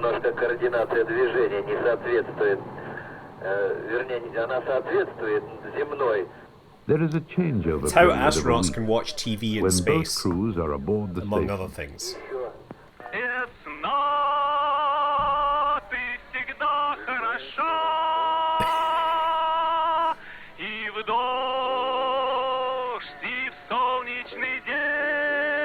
Oh look, there's the newts! Before the other crew returns home, there is a birthday to celebrate. And Belandin now has a baby son. It's actually the BBC that might DMC it. Юль, как брат поживает? Юля, кричит, нет? Лида, расскажи, как там Леха? Леха уже за 2 недели подрос. Ну, как все дети, и кричит, и плачет, все делает. И ест, и спит, как положено. Все исполняет регулярно? Да. Как батюшка. Не раком. Не засушенный. Здравствуй, папа. Здравствуй, малыш. Здравствуй, Юленька. Ну, ты довольна, что у тебя братик есть? Да. Ой, молодец. Ты маме помогаешь? Да. Ой, какая хорошая умница. Труженица, как и мама. 3 минуты осталось. Ребята, 2 слова только о вашем самочувствии. Вы такие веселые, и, наверное, все хорошо, да? По виду так вы совсем прямо очень даже хорошо. Fixing their hair. Вообще-то, ты знаешь, нормально. А вот второй раз легче значительно, а Саша как будто бы здесь и жив. Ну вот я и смотрю, Это что он такой про веселый меня. и прыгает. Ну вам очень большой всем привет Огромное количество народу приходило в день стыковки. Все поздравляли и огромный привет. Больше времени не занимаем.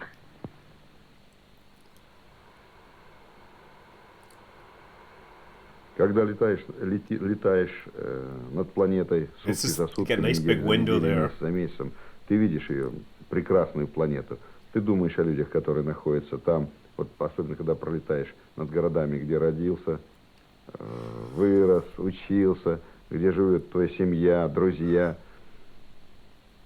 Ты летаешь, и все время у тебя где-то в голове подспудно ты думаешь о них, говоришь с ними. И как бы мне была интересна работа в космосе, это очень интересная работа, я ее очень люблю. Но все равно тоже и думаешь о том, как хорошо, когда закончится эта программа, и ты вернешься к ним. At the school in Star City, the children have good reason to be interested in space travel. But what will the future hold for them? Can a country on the brink of economic collapse afford such an expensive space program? With the Mars project on ice, should the length of manned missions be cut back? These are the questions facing General Shatalov, head of Star City. Значит, здесь тоже много споров, this is Shatalov. He was one of the. Wasn't he one of the guys that did the first transfer from one spaceship to another on Soyuz 4 and 5? Для чего это надо? Я считаю, что нам надо ограничиваться продолжительностью полета 3, 4, 5, 6 месяцев, когда наиболее эффективно работают экипажи, когда они не устают, не теряют интереса к работе, когда они могут после этого неоднократно, повторно использоваться в космических полетах. А при такой продолжительности, там, 1,5 года, допустим, 2 года, там, это как космонавт, как одноразовый спринт, понимаете, получается. Использовали его, и дальше надо выбросить, потому что кто второй раз, пролетав там 1,5-2 года, понимаете, пойдет еще на такой же полет? Конечно, нет. Проверяем ячейки в лотках. Even though the future of a 2-year Mars mission remains in doubt, oh yeah, little quails here, little birds. This incubator contains quail eggs, which could provide a highly efficient supply of fresh protein. In the future, they will have more industrial and biochemical experiments that can earn money for the space program. And they are already growing $1 million worth of crystals for their hard-pressed semiconductor industry. At the moment, they're celebrating another first. There. Another birthday. Bird born in Their space. First quail chick has just hatched and is trying to come to terms with zero gravity.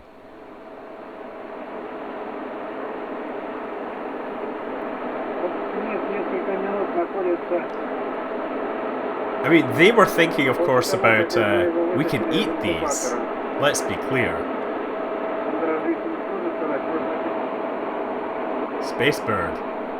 Towards the end of the mission, they try to take more exercise to prepare themselves for the return to Earth. They should be doing 5 or 6 hours a day by this stage, but it's about to be cut short. They've just been told that they will have to go on an emergency spacewalk to repair their spaceship. Sasha's wish to see open space will be fulfilled after all. The insulation blanket on their Soyuz capsule was torn when it separated from the rocket. The loose cover could wrap around sensors and endanger their re-entry. If they can't fix it, there's a spare Soyuz craft at Baikonur which can be sent up to rescue them. This was way before Mir got damaged. It was before Mir was completely built. And they just had the Kvant module arrive before them. Ready to man the rescue craft. Star navigation Mir got training bonked in in this 97, special I thought. Is part of his preparation for making a rendezvous with a stricken spaceship. Я сейчас готов, если нужно будет эту задачу выполнять, спасение, я готов через несколько суток стартовать в космос и выполнить операцию спасания. Я очень надеюсь на то, что моя работа никогда в космосе не потребуется, потому что пусть все там будет хорошо, и не возникнет такой ситуации, когда нужно будет ребят спасать.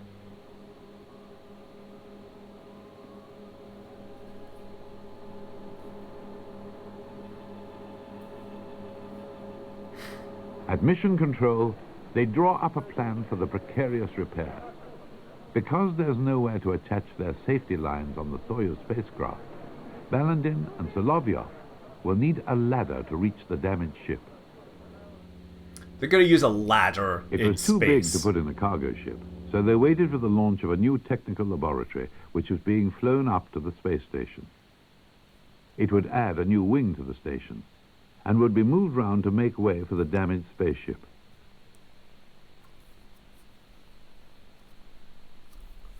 The plan was to carry the ladder out of the airlock, down the side of one of the wings of the spaceship, Like a ladder and then to in bridge the gap space. between the spacecraft and the station.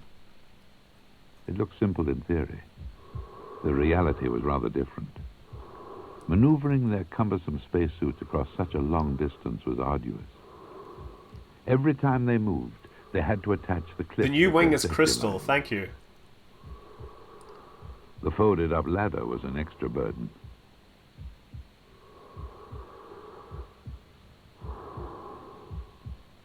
This would turn into a record-breaking 7-hour spacewalk.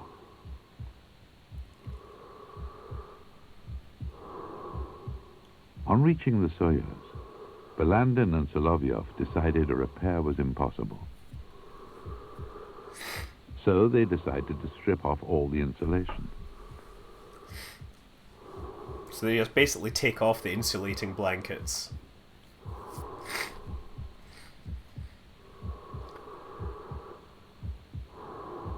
By the time they were finished, they were exhausted. I think this is a sound effect they They had added to in inch post. their way back in the dark, only to discover another problem. Earlier, they had damaged the outer door of the airlock, and they didn't have enough strength to shut it. With their air supply running low and air filters almost exhausted, they eventually got back in.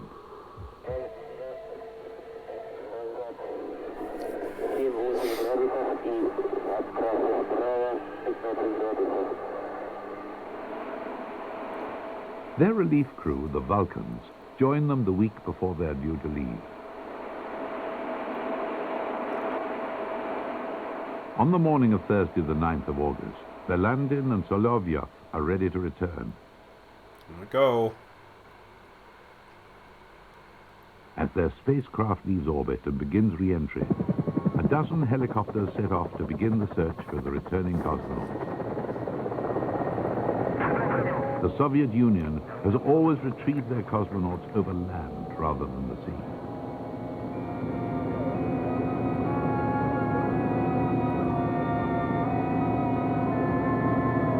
Yeah, this was obviously a record for 1990, but didn't stand the test of Was time. the first to spot the capsule.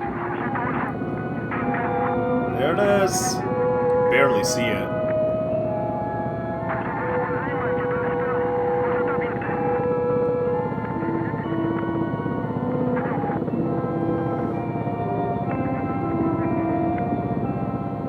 When it's a meter from the ground, a retro rocket is automatically fired to cushion the landing.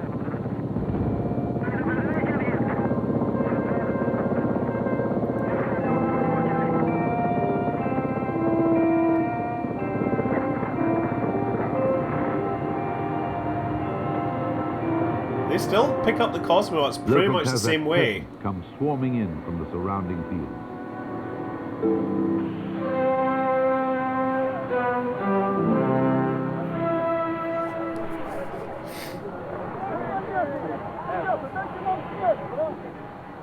The doctors are very concerned about their health.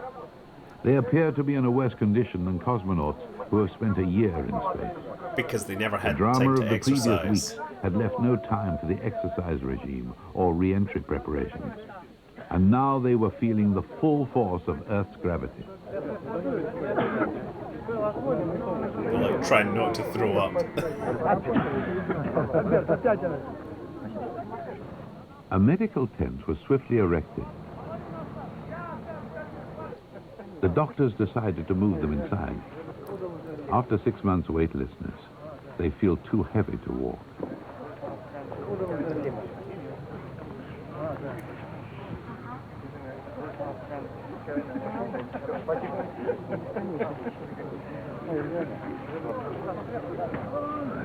10 minutes later, they are beginning to adapt to life on Earth. Вы же не собирались приезжать? Да.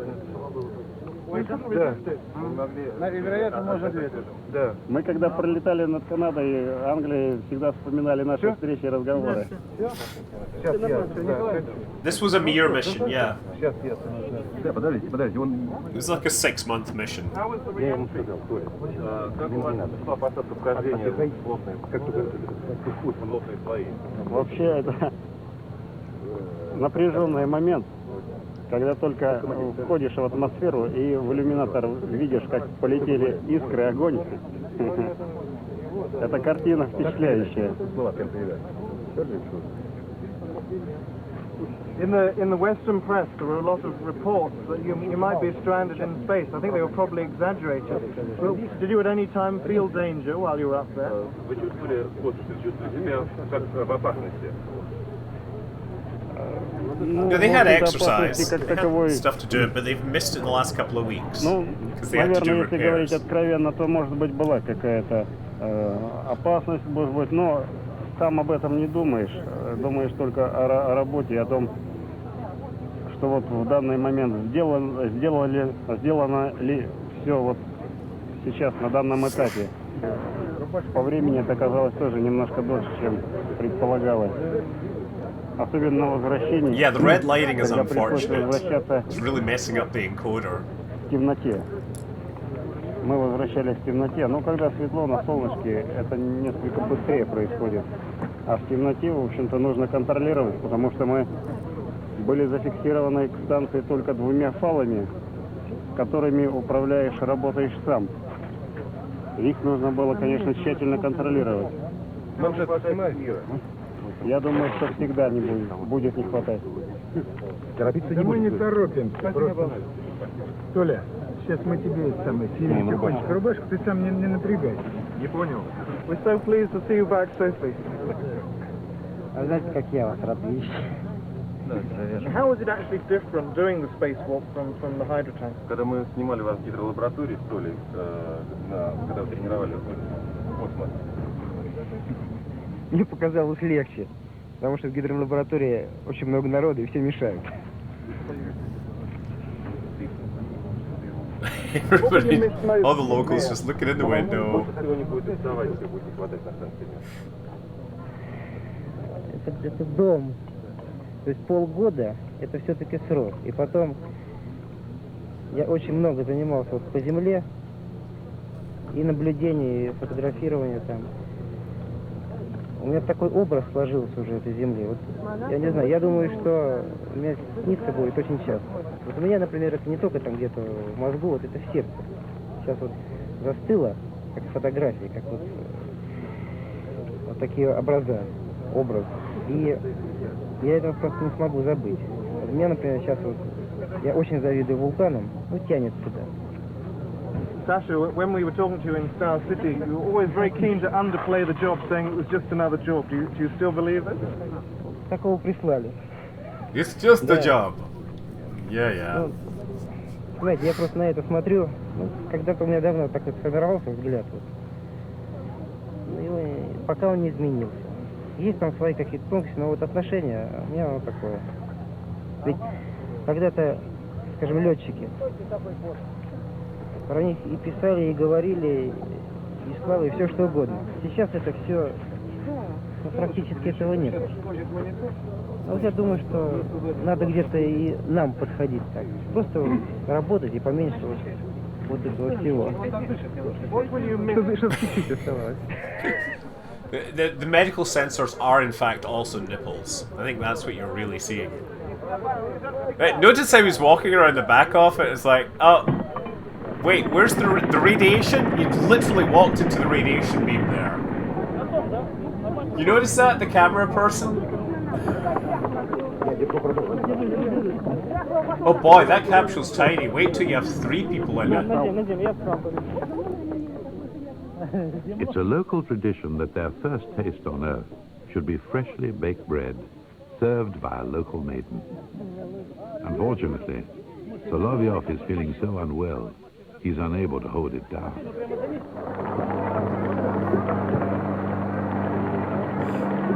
Make sure you get the bread. A hero of the Soviet Union medals on this mission. Yeah, it's a fine tradition. I think bread would be one of those things I'd like, because you can't really do it in space.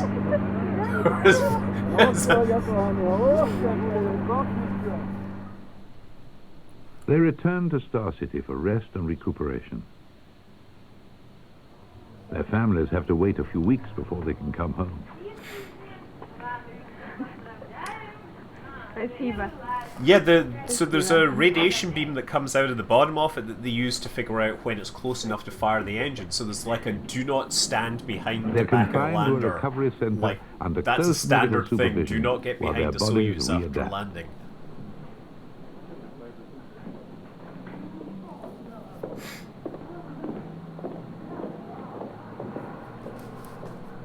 Soon they will be training for their next mission. They're already talking about returning to their home in space.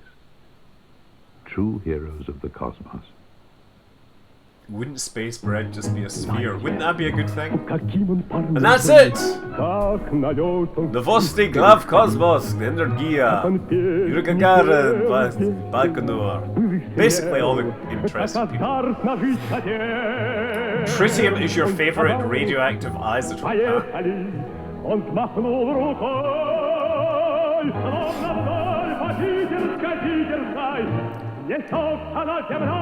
Now I wonder where all these people are these days.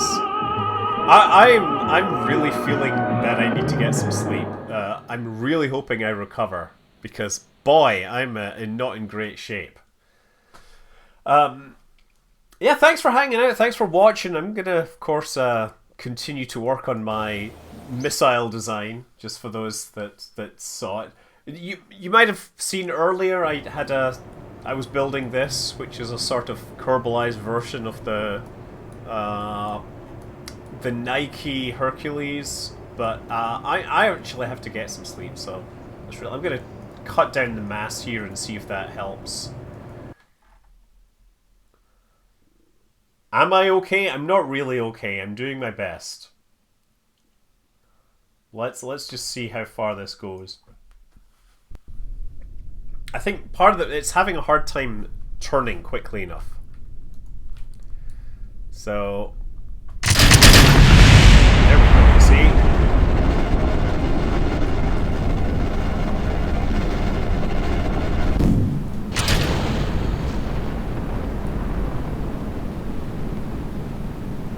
It's not bad. That's like a no. Again, the turn isn't hard enough. And there's no way to make it harder, so I need to come up with some other way of doing this. I mean, maybe I just need to get rid of that, the nose thing.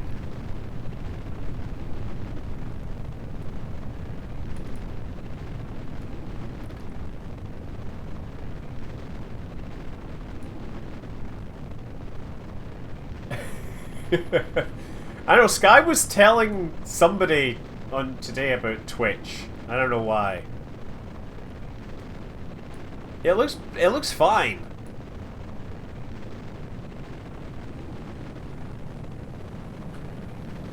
Now I'm actually curious, if I left this running, would it get to space?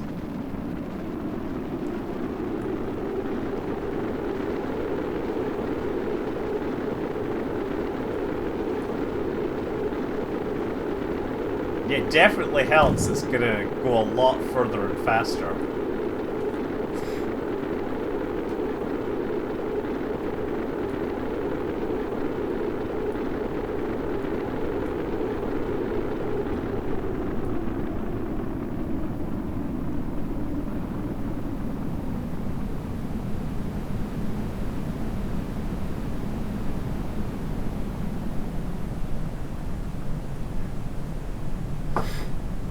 I wonder how far it went. 300 kilometers. But you know what? I want to just see what happens if you launch this and stop touching and just don't touch the controls. I want to see what kind of altitudes it hits. Hopeful dreams. I don't think you're totally aware.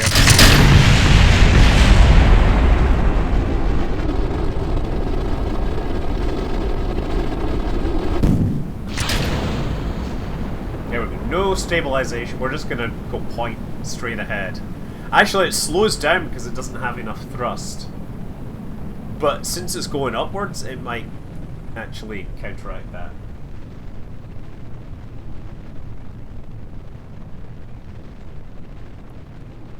Yeah, it's picking up speed again. Yeah, this is way more performant than the real Nike Hercules. Now, they actually did use the boosters to make sounding rockets because they had a lot of them sitting around, but this is going to go way into space, let me tell you. But the real thing could turn a lot harder by the looks of things.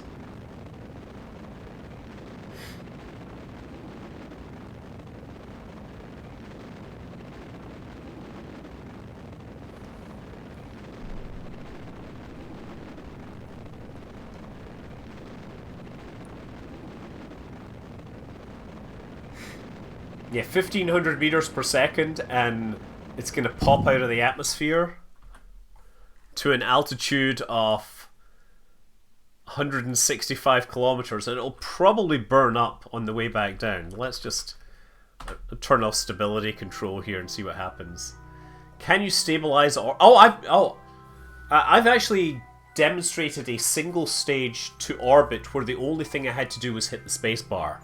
Right? That was one thing I remember doing a while back.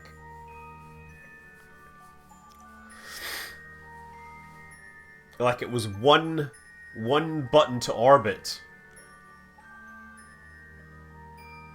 Am I excited for KSP2? Of course I am! Here's a question. Do you think this will burn up? Or do you think it will reach the surface? Place your bets. It's going to be coming down fast, but it is kind of aerodynamic. Burn up! Surface gang! Okay, we have a competition here. Not that there's any prizes.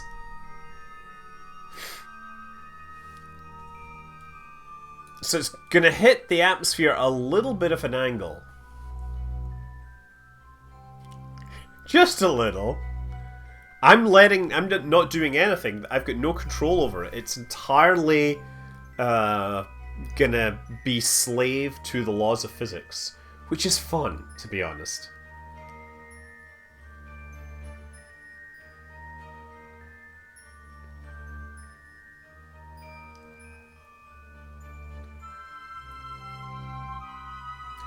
I wouldn't say it's impressive, since I actually pulled a lot of propellant out of these things. Okay, we're about to hit the atmosphere.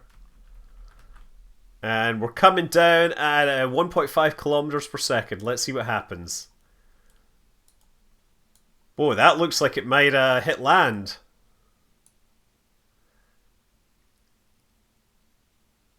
Yeah, stabilizing. I think it might just burn up because we know it's going to be a lawn dart. The question is, will it make it through the atmosphere? And I very much doubt it, because that part on the nose is not really designed for these kind of stresses. It's still picking up speed, which means it's going to get very hot very fast. Now it's decelerating. Bang! I knew it. It's lost. Oh, it's lost the thing, but oh, the tanks actually are acting like a blunt nose and saving it. Man, the tank saved it. That's not physical, though. Yeah, Surface Gang, you won on a technicality. Now that I look about it, that's about the actual size of the warhead that was inside Nike Hercules, you know, relative to the size of the rocket. So that's cool.